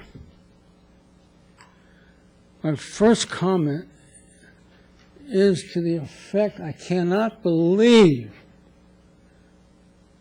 how you abominated the process of the public hearing. You opened it up for public discourse, public positioning, so forth, and right smack in the middle, up comes the applicant. I can't believe it. You have 100% deprived the first 8 speakers of any chance to rebut anything that he might have said that was out of order in their opinion. It's called American democracy. So, Mr. Larson, please take note, and at the next meeting, make sure that the public speaks and the applicant speaks first, and the council has their discourse, and the whole audience can hear what goes on and have a chance when their turn comes to speak to rebut. It's so basic, I can't believe it. This town has been in business since 1870, and you still haven't got it straight. Unbelievable. Then you have to call the police. And she's here. Okay. And I'm going to repeat myself next for the four of you, but Mr. Rice hasn't heard me before. And I want to tell you again, I spent 4 years of my life working in condo conversions, doing the rehab, okay? The firm I worked for did about 10 major, big apartment complexes around the Bay Area, okay? Water's Edge in Foster City, Ocean Hill in Pacifica, on and on, okay? Tosco in Concord. And I did the rehab, all departments of the rehab. So I know what it's all about. And I want Mr. Rice to know, in particular, that the condo conversion business went down the toilet 15, 20 years ago because of the lawsuits from the homeowner associations over deferred maintenance. The developer comes in, buys it cheap, and not us. We never had a lawsuit that I was ever aware of, okay? But typically, buy it cheap and not do a proper rehab, okay? Cheat on the job. Cheat the job, it's called, okay? So, how are you going to preclude that from happening here? We need an ordinance. Thank you, Citizen Ray. Okay, that ends the public portion of item number 17. I now turn to council after Mr. Larson has something he'd like to say. Mr. Mayor, I did just want to clarify for the audience in the room and viewing that the public hearing on this case was closed at the council's prior consideration. This was an extraordinary allowance of public testimony that did not require the standard public hearing protocol. Thank you. And that's why we had each person speak for the same amount of time. And then depending on what was said or what questions arose in council members' minds, each council member had the opportunity with each speaker to ask whatever questions that they had. And we turned to the appropriate speakers or staff to answer those questions. Now, continuing along with council discussion portion, Vice Mayor McNutt. Thank you, Mayor. I had 3 questions of staff. Fire away. And I'll give you all 3, and then you can figure out what order you want to answer them in. One question came up from a comment on what would be the enforcement of the Residents Assistance Program from the town's perspective. Second is the ADA parking on site and how that's accommodated. And third, and I don't want you to belabor this because I understand it was just a preliminary comment about what could be done, but I would be interested on how the town could actually restrict parking access on public streets, since restricted and public streets seem to be contradictory, directly in conflict. Okay. First off, the disabled parking is not required for condo conversions. The other question was problems in terms of how the units the BMP units are handled, and other rental issues will be monitored by the County Housing Authority, and that is something that we'll spell out in the compliance memorandum. And then the third item was, the on-street parking was something that the town manager and I was discussing, and is something that we would like to have included in the CC&Rs, spelling out different situations. Many homeowners, even though they have a garage, park on the street. So the question would be, in the CCNRs, could we require after a certain period of time, or, and this would be policed by the homeowners association, where the property owner would park and for how long. So those are things that we would endeavor to put into the CCNRs. Thank you. Mr. Korb. And may I just add, with regard to the first question, enforcement of the resident assistance program, that we would require an agreement with Lion that would make the enforcement of the resident assistant program and all of its components covenants that would be enforceable against Lion by the town. Thank you. I'll look to fellow council members. Councilmember Brzezinski. Thank you, Mr. Mayor. If you kind of give me a game plan here, then let's assume that for purposes tonight of drawing closure, that we would direct the item 2 under the options that the town manager provided us, direct that to the Director of Community Development for language development and some kind of agreement with the property owner. At what point would the council see that, or what would be the constraint, what would be the end point to that agreement? How would that be presented publicly? Well, one way is it would be included to the council as an informational item.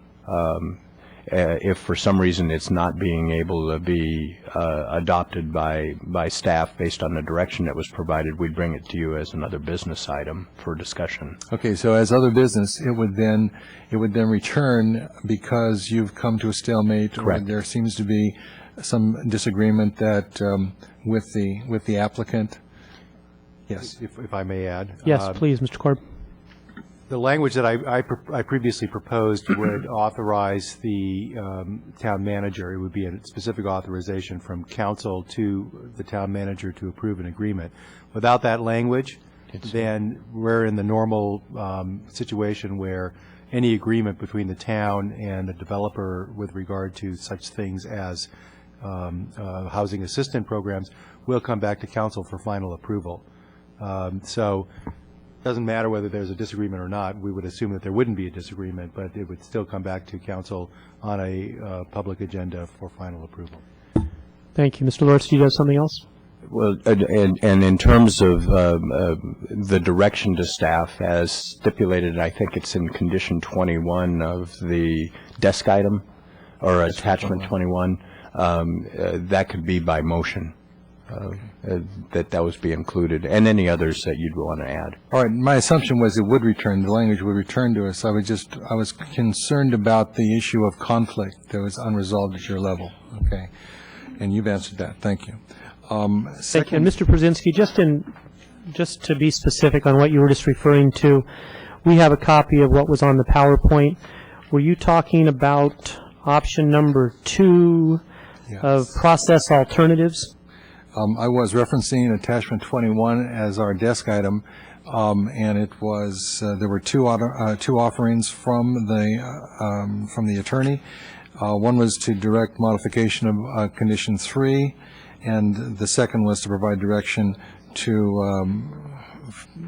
amend and to enhance the tenant relocation assistance services program prior to the recording of the final subdivision map act, and that's what I'm. Attachment 21, the last page on the desk item. That's correct. And that is the same. And it's up on the screen right now, which also appears to be the same. It's substantively the same. There may be some minor that we have here that's on the PowerPoint, so that the crowd can see that as well. Okay, Mr. Brzezinski, do you have an additional question? One more question. Go ahead. Staff. And this relates to, again, referencing attachment 21, the issue of amendments to the BMP guidelines. Should council wish to go with the language specified to require the applicant to delay sale of any of the 5 units. That's not it yet, okay.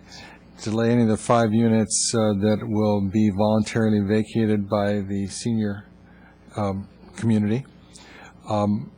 That would be the language that would be subject to amendment for the BMP revise that would occur in the course of the next several months, I would assume, if the council so directed. Correct. Okay. All right, those are my questions. Thank you. Thank you. Councilmember Spector. Thank you. This has to do with the current proposed ordinance that we have before us. It's attachment 1. We have been discussing, and there are suggestions, various suggestions regarding the BMPs, which is current paragraph 3, Title 24, which is current paragraph 12, parking CC&Rs and restrictions, which is current paragraph 8B, and relocation assistant, which is current paragraph 8A. The things that have been put before us, either by testimony or as desk items or as part of our packet, have more detail or are different than the current ordinance. That being said, wouldn't we, by definition, have to amend this in order and then bring it back in January? I just don't see how we could get around that. So that's the question. How could we? Mr. Corp. I had to scratch my head first before I answer the question. The direction that staff is requesting goes to the 8A and 8B language that was inserted into the conditions of approval at the time of the introduction. That direction would be, if council wants these specific requirements imposed on the applicant, then those would be part of the approvals that the Director of Community Development would be requiring. In other words, the parking plan must include this detail for the director to approve the parking plan at such time as he is prepared to do so. Sure. Yes, please. Let me jump in right here. Let's leave it to, let's look at 8B, the parking. And that's the only place I could find parking discussed. But let's say that's where parking is discussed, and let's say that this council wanted the CC&Rs and the deed restrictions. It's not there. So it seems to me that we have to amend this and bring it back in January. Now, what I think I hear you saying is we can just talk about it and have the community, community director do it, but that doesn't make sense to me. If I may take a stab, Mr. Mayor. Sure. It's actually under both 8A and 8B. As you did in the prior discussion, the council would be providing direction to staff of what kind of constraining our authority to approve.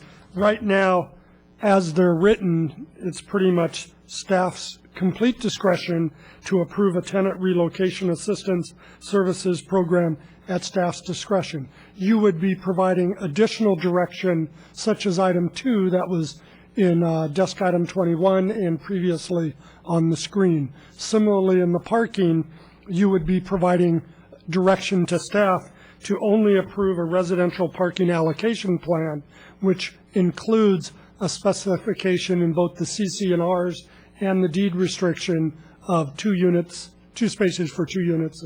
Right, I understand that, but it's not in here now. It seems to me we have to amend this. Okay, I'm going to step in for a minute because I understand where she's coming from and I understand what staff is saying over here. She's coming from the perspective, I believe, and obviously don't let me put words in your mouth, that there's an ordinance in place. She's looking at the proposed ordinance, specifically 8A and 8B, which address parking, and sees nothing that pertains to CC&Rs and deed restriction requiring ones to have 1 parking space, 2s to have 2. So she's asking about, and it's a good question, she's asking about the process of how we go from, how do you read in an ordinance like this that doesn't mention anything? And I think the answer might simply be that council tonight, whenever, if ever, simply says that the CC&R shall include language and a deed restriction shall be required, and make that a condition of approval. Now, is that correct? Is that the easiest way? If council so wishes to, for instance, and it's been said a few times, so I think I'm not stepping out on a limb, if council so wishes to say the CC&R shall include language clearly stating that the owners of two-bedroom units are permitted a maximum of 2 vehicles and one's one, and a deed restriction shall be required for all units clearly stating the owners of two-bedroom units are permitted, et cetera, how do we get that into the ordinance? I'll answer that question. If you want that in the ordinance, then you are essentially amending the language of the conditions of approval. You are free to do so if you wish. However, those would be, by definition, substantial changes because you're adding language that doesn't currently exist. They're not clerical changes. Thus, under state law, you would be required to wait a minimum of 5 days as a practical matter until council's next meeting, which won't be until January 20, to finally adopt the ordinance. If you are comfortable not putting the specific language in as conditions of approval, then you're giving direction to staff to ensure that those same steps are taken as part of staff's ultimate responsibility to approve both parking and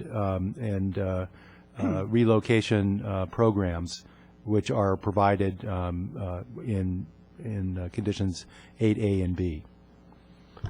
Thank you. It's up to council to decide. Two different motions that achieve the same end. One would be to direct number 1, which would basically require a reintroduction of the ordinance and then it comes back in January, or to approve the second reading of the ordinance and move a direction to staff that the tenant relocation assistance and parking programs must include the details talked about, and that would be a direction to staff.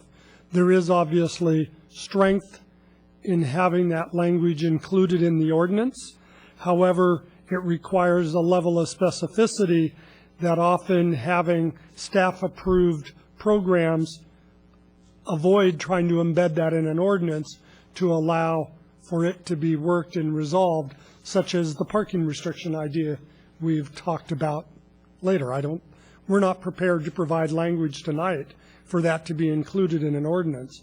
However, that is something that could be developed and included in a parking assistance program as we resolve it. Councilmember Spector, follow-up? Not at this time. Councilmember Rice. Being somewhat new to the world of ordinances, I want to make sure I'm clear because I'm going to follow up on this. What I'm hearing is if we change the ordinance, it might be a little stronger, but we lose flexibility.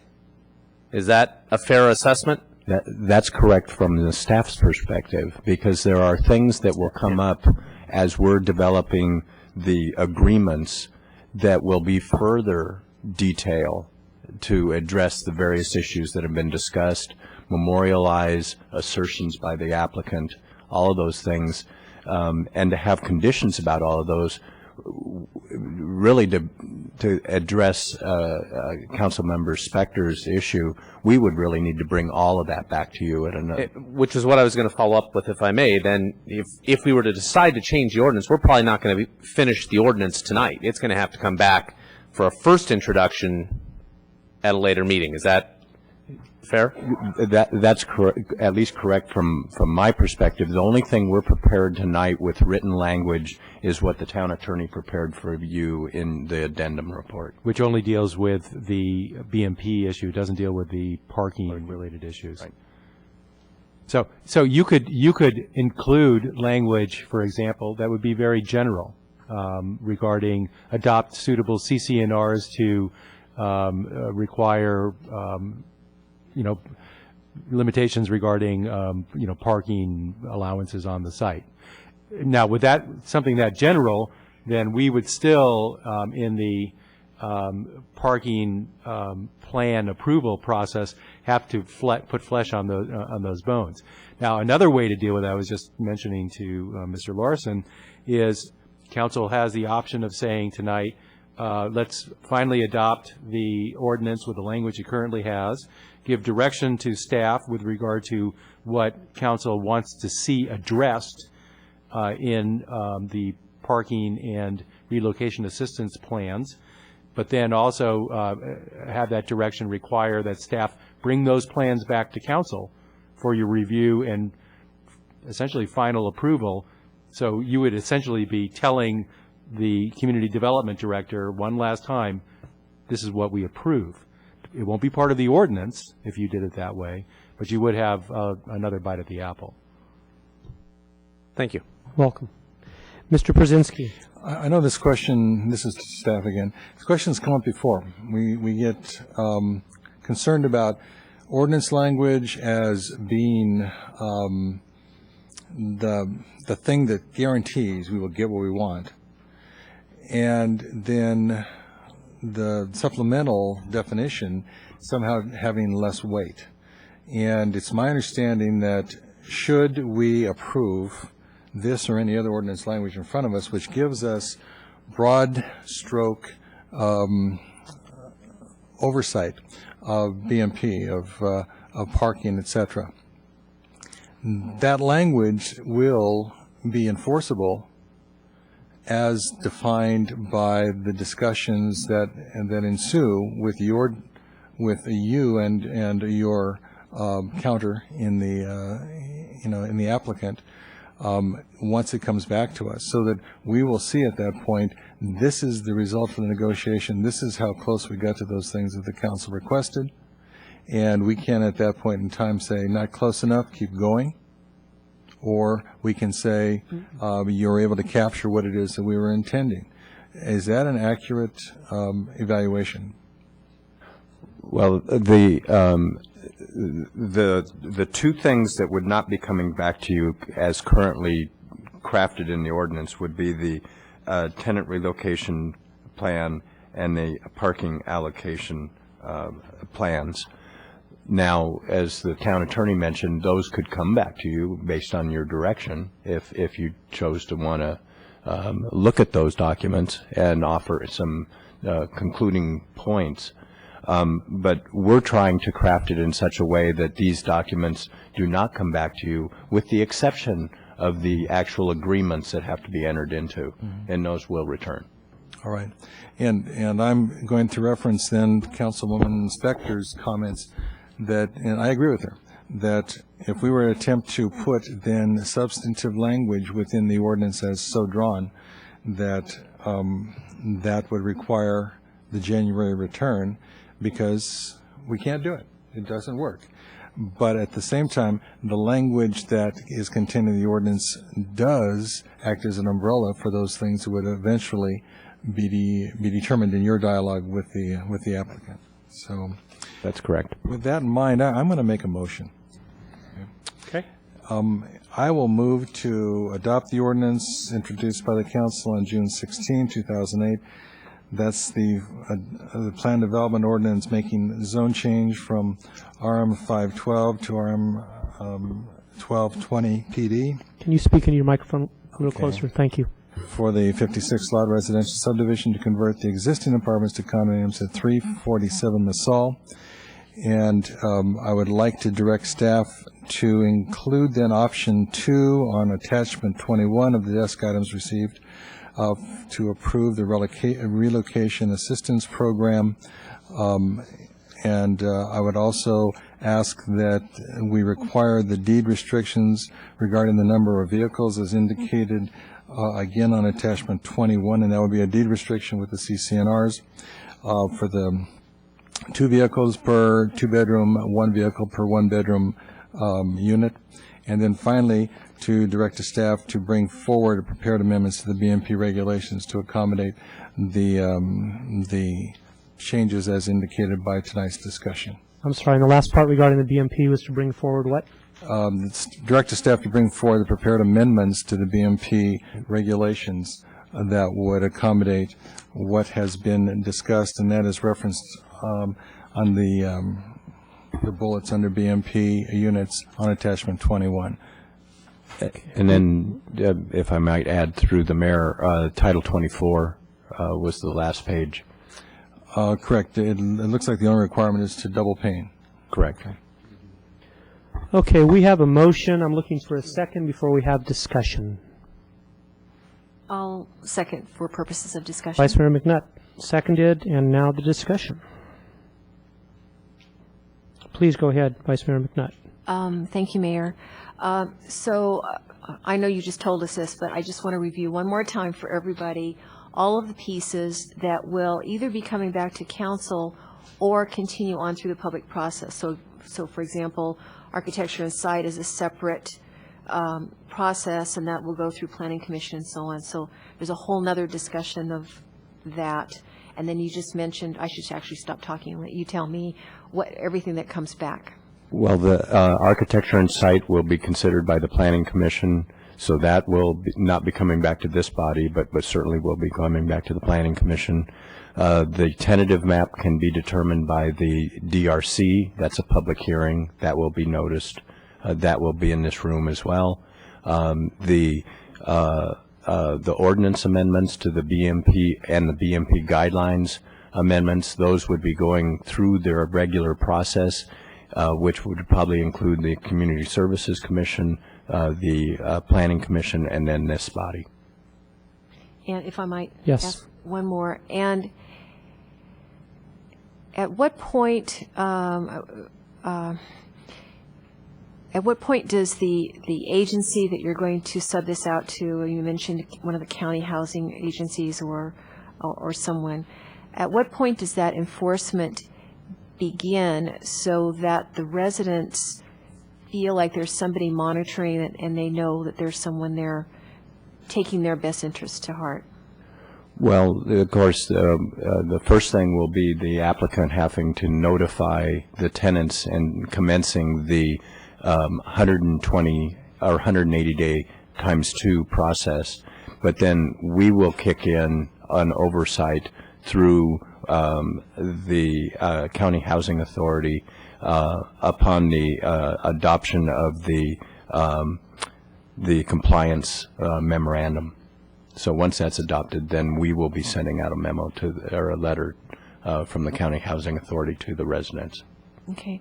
So, Mayor, if I just might make my comment.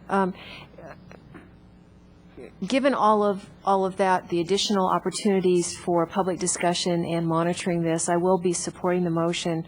I do want to encourage the applicant, though, as quickly as possible, now that things are being decided, to put together a pretty comprehensive and clear and easy to understand document that explains to the tenants, all of the tenants, no matter what their status is, exactly what's going on, when it will affect them, how it will affect them, and so on. Because it seems to me that a lot of the testimony that we received tonight was because people are working in a vacuum, and when it's your home that's in effect, you tend to fear the worst and just wake up in the middle of the night and have nightmares about that. I know how that works. So I think it's going to be very important on your part, before the enforcement that was just described here actually begins, that you take a very major step forward in letting these people know exactly what's going on.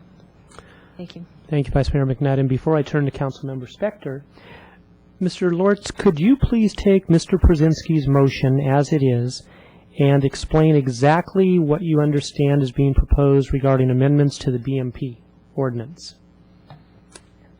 Well, in terms of the BMP amendments, they were included in the desk item, and they're on, apologize. The last page of desk item 21. Attachment 21? And they're on the screen. And they're on the screen. Okay. And so if we could just walk through those. If you could keep Yes. reference to what we have in front of us, please.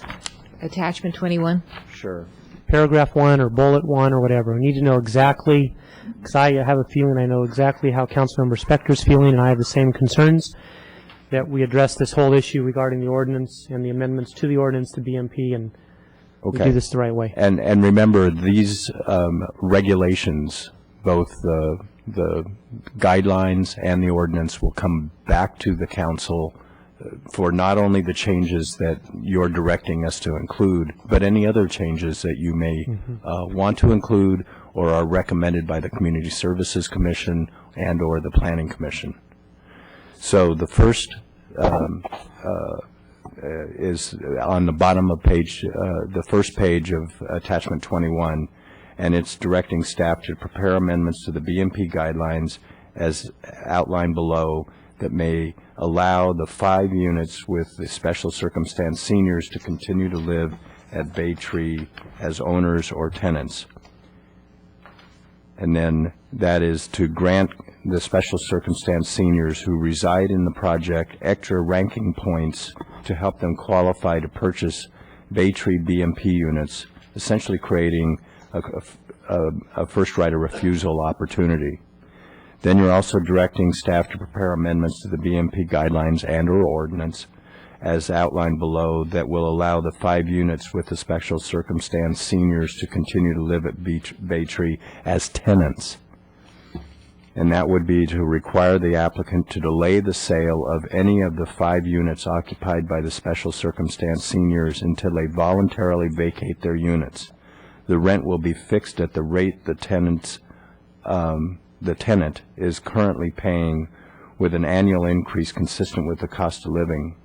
When the units are voluntarily vacated, they will become part of the BMP program and sold in accordance with the BMP guidelines. Thank you. Councilmember Spector.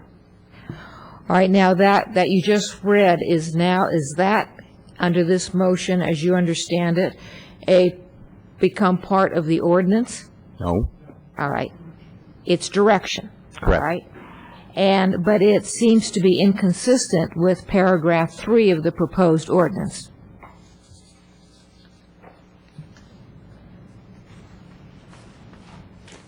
You mean condition 3?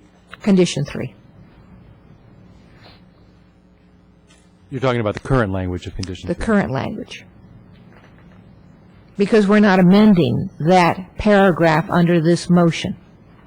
Mr. Korb, will you take a moment and look at that and respond, please? Thank you.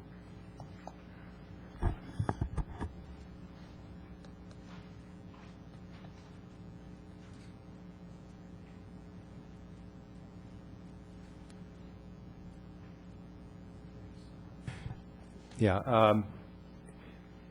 This is why I was proposing that language in the first place. The language in the current condition number 3 anticipates what happens when the BMP units are made available. The issue here, of course, is that the applicant would like to defer that requirement till later to allow the tenants to remain in those units. By directing staff to bring forward amendments to the town's BMP regulations, both forms of regulations, council will have the ultimate opportunity to change the regulations to allow that requirement to be deferred. After the deferral occurs, at some point in time, the units become available and these requirements kick in. But I will say that the way I would read the motion and council's direction is that the following things would need to occur. First, at the time that, we would bring forward proposed amendments to the BMP regulations.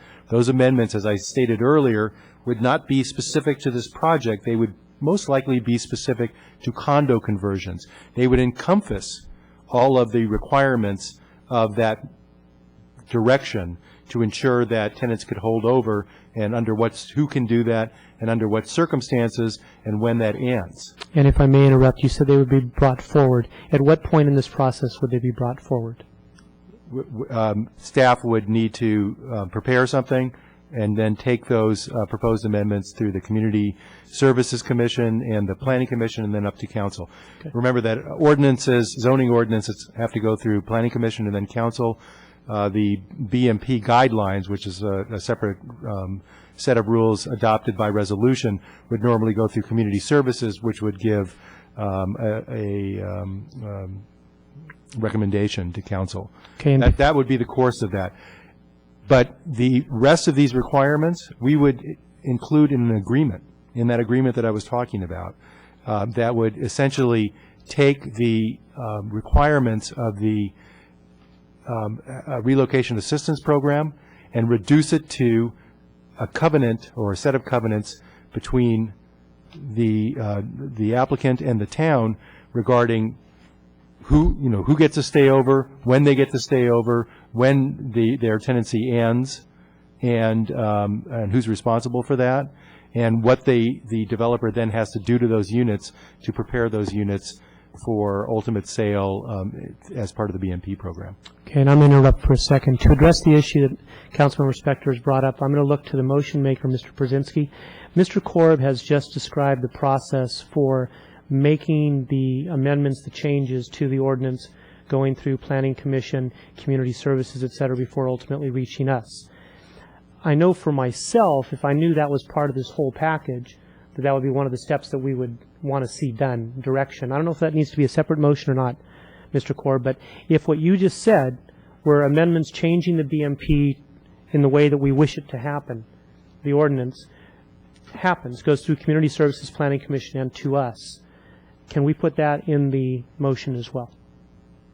I think it's in the motion. I think the direction is there. That's my understanding of the direction that's there. And what I've just told you is how I understand that direction and the steps that we would need to take in order to implement that direction. Okay, and it's my understanding with the public record that we have that it is part of that. Mr. Brzezinski? Mr. Mayor, yes, that is exactly my intention. Okay. That, and as you read the language of item 3, it does state that the applicant shall meet with the Director of Community Services prior to the issuance of any permits, et cetera, to commence the BMP process for the units. And I think that what was stated earlier in this evening when the applicant was challenged to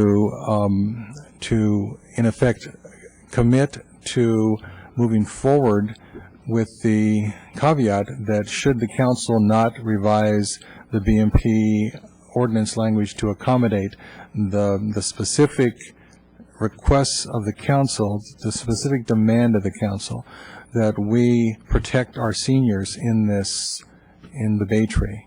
And that's really the intent. That's what we're looking to do. Let's not forget what we're trying to do here. We can get ourselves all kinds of complications to keep this process from going forward without really focusing on the intent, and that is to make sure that the seniors in this community are made whole through this process and that we don't abandon them. That's the focus of the council. The rest then is an attempt to try to accommodate that within the context of how we appropriately legislate. So for the request of the mayor, absolutely, that's what the intention of the motion is to take the challenge up that was allowed by the applicant to move this process forward now with the subsequent language revision and the council's opportunity to make those changes at a later date. Thank you, Mr. Brzezinski. Vice Mayor McNutt. Thank you, Mayor. And I just wanted to again clarify one more time in different words that the amendment to the other ordinance, not this one before us, but the other ordinance regarding BMP and the BMP guidelines is a parallel process. So right now, what has been proposed in this motion gets us both of the goals that we've been trying to accomplish, as Mr. Brzezinski said, protecting those seniors that are tenants and guaranteeing that we get 8 BMP units.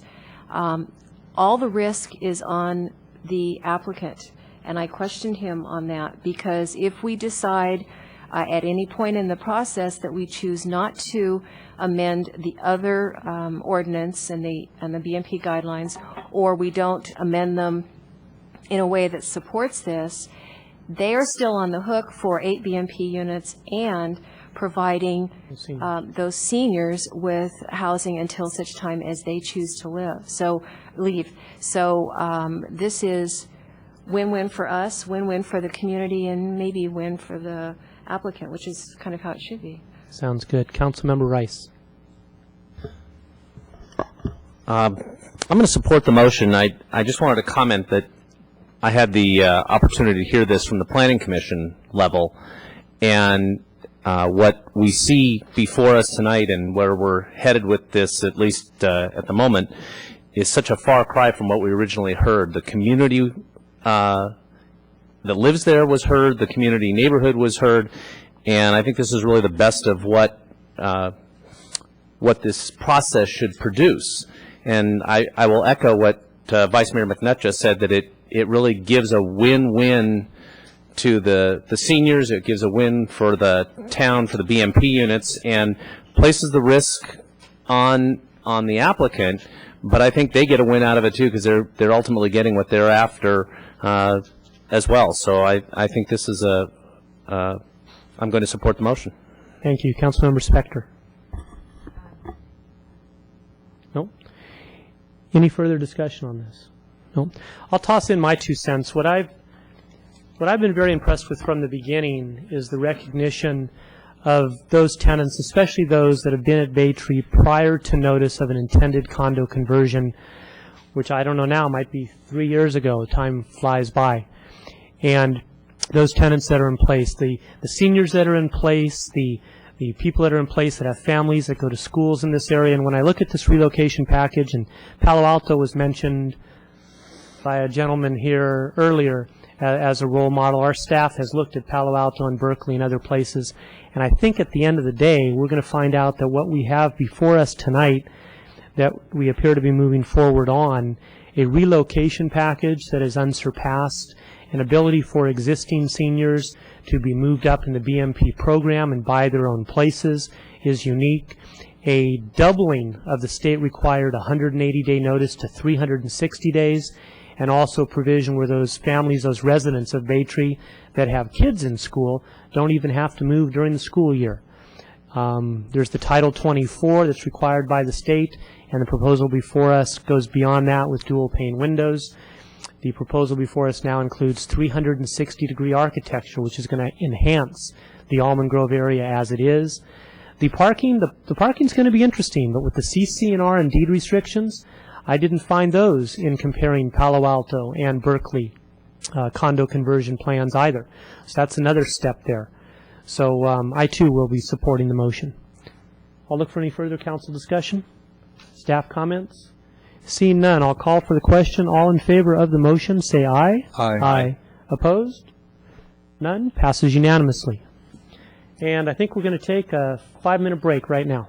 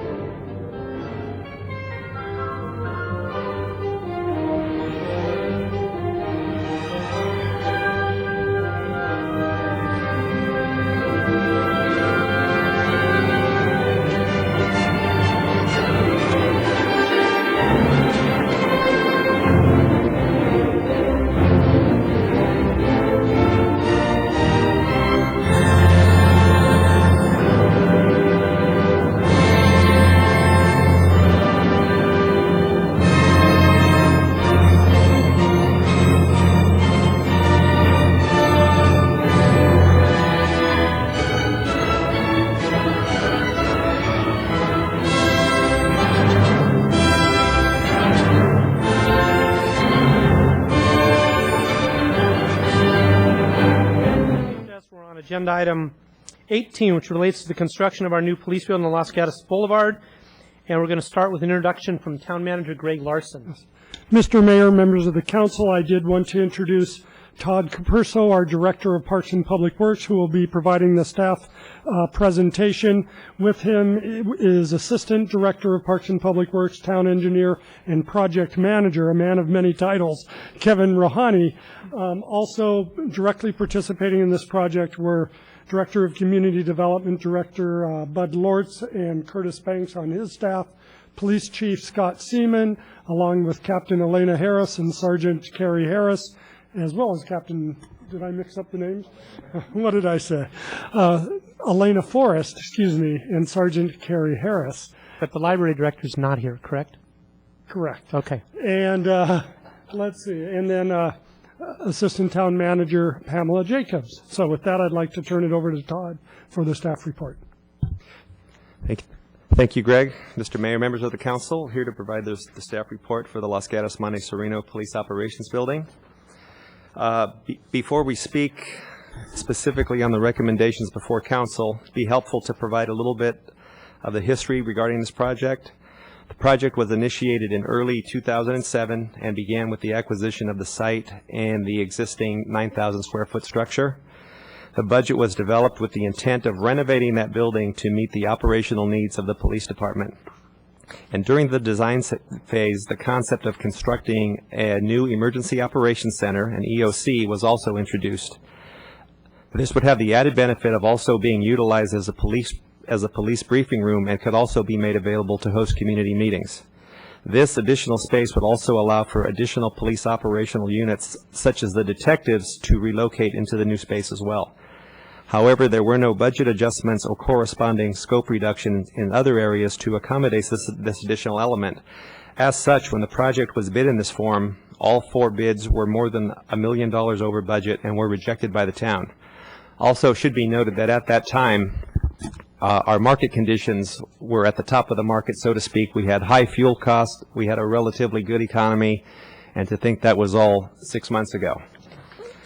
However, those bids were valuable in helping us understand what were the inconsistencies between the scope and the budget. And although the bids were not completely consistent with each other, these bids did show higher than expected costs for particular components such as HVAC and roofing systems.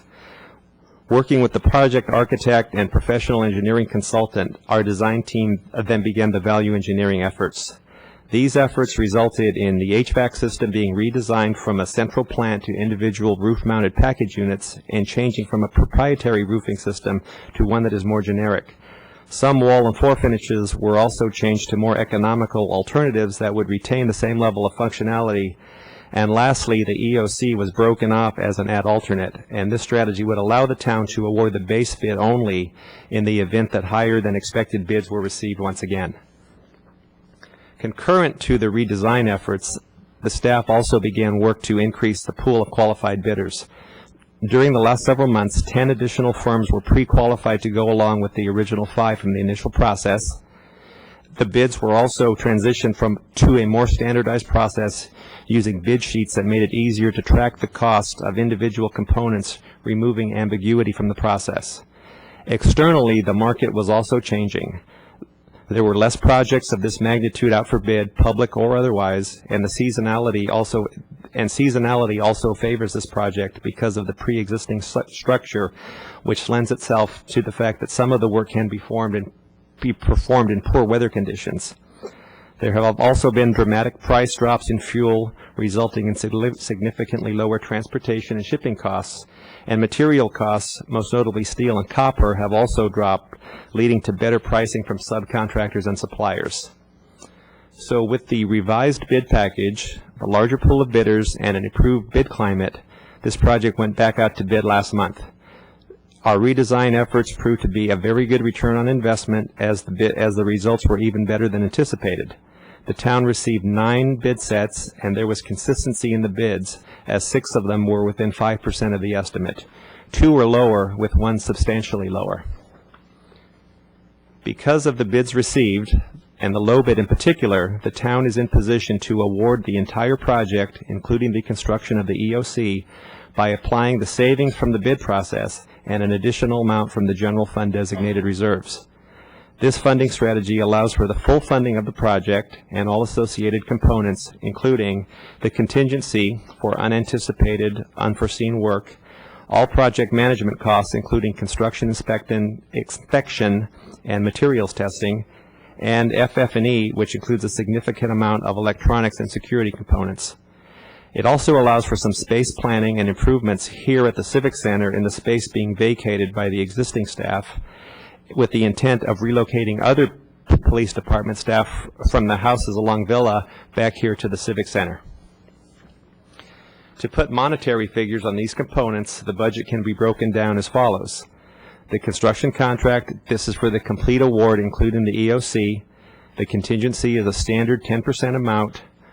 Project management is slightly higher than 10%, but well below the industry averages, particularly those for government projects.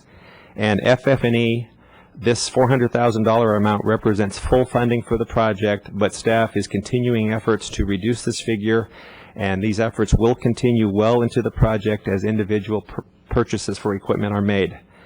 We're also putting some funding, as mentioned earlier, toward the reuse work. This will be minimal on the design side, and we hope to spend most of this funding on actual physical improvements here at the site that would allow the police staff off-site to come back to the Civic Center. So returning to the specific recommendations before the council, we are recommending the award of contract, and again, this is for the entire contract, including the ad alternate, the authorization of the 10% contingency amount, and authorizing a corresponding budget adjustment, which is also referenced in item 6 on the agenda for this evening as well. That was approved as part of the consent calendar. So if approved by the council, the award of contract process will begin immediately in an effort to issue the notice to proceed as soon as possible. Construction will likely begin in mid-January with 240 days allotted for construction, so we are targeting late September, October for completion of the project. Before turning this back over for discussion, I would like to also thank many of the folks that were already thanked by the town manager. We want to specifically thank the Community Development Department for getting the project rolling, initiated, especially Curtis Banks in the Police Department for being one of the most cooperative and participative client departments I've ever worked with. It's been a pleasure to work with Chief Seaman and Captain Forrest, not to mention Sergeant Harris, and I think I got the names right. And also want to thank the staff in PPW, most notably Kevin Rohani, for the day-to-day management of this project and successfully managing the redesign and bid process, but also want to acknowledge the efforts of Bruce Smith as well, our facilities manager. Also want to thank our architectural firm, Ross Drulis and Associates, who could not be present tonight, but their efforts were instrumental in getting this project in with the end result that we have before you.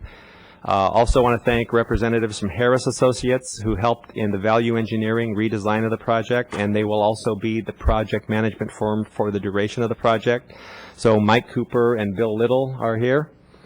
And lastly, but definitely not least, the Santa Clara Valley Corporation, which is represented by John Holmes and Kay Swenson, who is the low bidder on this contract, which we have before you this evening. So that concludes staff presentation.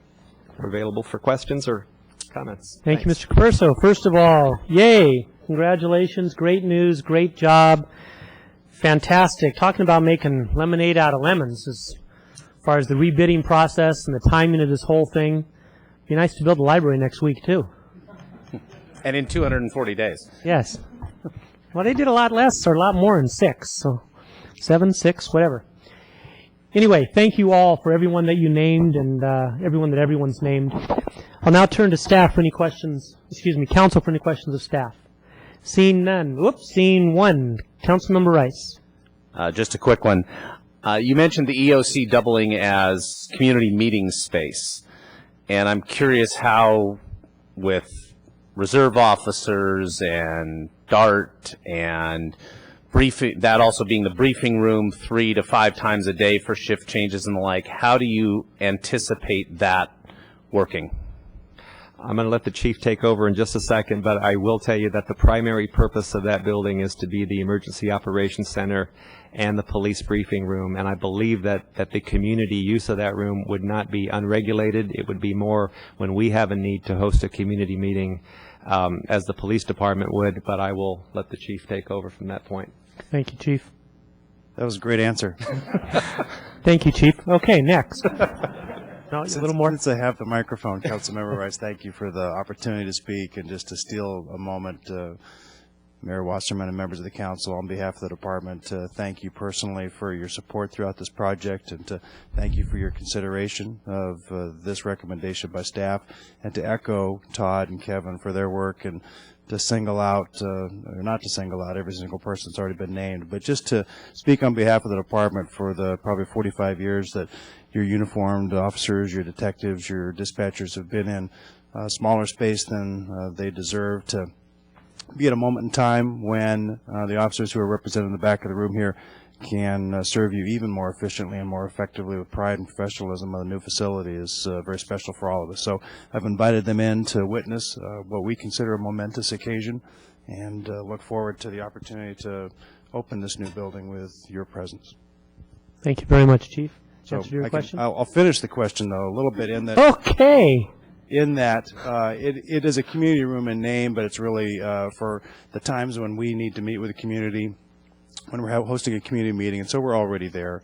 There's an important element to this building, though, that it's a safe haven to the community. While it's not a public facility, it is a closed operational building just for our specific use. We're going to have the ability remotely to be able to open a door to someone who's in need in the middle of the night and panic, may need refuge. We can get them inside and get them safe, and then an officer can come and deal with them. But there'll be times when we'll be doing, maybe it's a citizen police academy or CERT training or something, and that's when the community will be more fully invited. Wonderful. Thank you very much. Thank you, Chief. And Mr. Rohani, I don't think I mentioned you specifically before, but as the designated project manager, we're going to be looking for you to whip that building right along and come in on completion date. I'm glad to see the penalties, dollar monetary penalties that you have in place. That's a good move. I remember that on Santa Cruz Avenue. Okay, no more questions of staff from Councilmember Przinski. Thank you, Mr. Mayor. I don't want to question staff. I just want to also second the comments you made about how great it is to be at this moment in time. Because I remember when those of us who were on council just a year ago broke ground out there with our golden shovels in front of the current building, and now we have the possibility of actually bringing that to fulfillment before the end of this calendar year. And I think this is probably the most efficient act of government that I've witnessed in the 10 years that I've been on council. So kudos to everyone you mentioned, and to all those people who are involved right now and will bring this forward for us. So with that, I'd like to make the motion. You cannot do that. We are now going to turn to the public for any input regarding this item. Seeing none, we now close the public portion, and I'll look to council for a motion. Mr. Mayor? Yes, sir. Now that we've heard from the public, I think that it would be very appropriate for us to move to adopt a resolution as noted in attachment 1 that declares Santa Clara Valley Corporation, DBA, Swenson Development and Construction, Inc., to be the lowest responsible bidder on this project and award a construction contract in the amount of $3,061,000. And I believe we can make all three at the same time. Also, to authorize staff to execute future change orders to the construction contract as necessary up to an amount of $306,000, and then finally to authorize the budget amendment in the amount of $375,000 from the general fund designated reserve for police operations building. I'll second. Second. Motion made and seconded. Any discussion? Vice Mayor McNutt. I just wanted to make a comment like everyone else and to compliment staff on this. You know, we hear so often comments about government spending that it's not as frugal as it could be sometimes. And I think this is a good example of how, if it were your own house, your own project, and it came in and you work it and do everything you can to end up with the result that you wanted at a budget you can afford. And so I think it's just a great model for government at all levels everywhere. Thank you, and that's because we're Los Gatos. All right, motion has been made and seconded. Discussion has been finished. All those in favor of approving the new Los Gatos Montesino Police Operations Building Facility Project, say aye. Aye. Aye. Opposed? None. Passes unanimously. Congratulations, Los Gatos.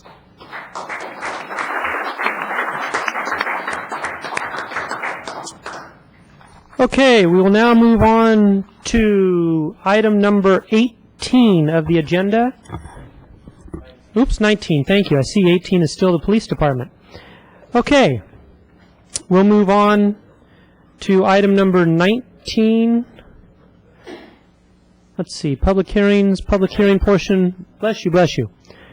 We'll start with report from our Director of Community Development, Mr. Bud Lortz.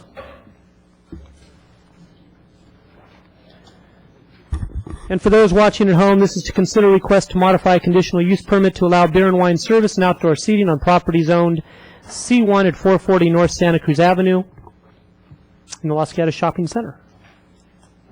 Mr. Lortz. Thank you, Mayor and members of the council, ladies and gentlemen. This request is to allow for Aldo's Deli located at 440 North Santa Cruz to serve beer and wine.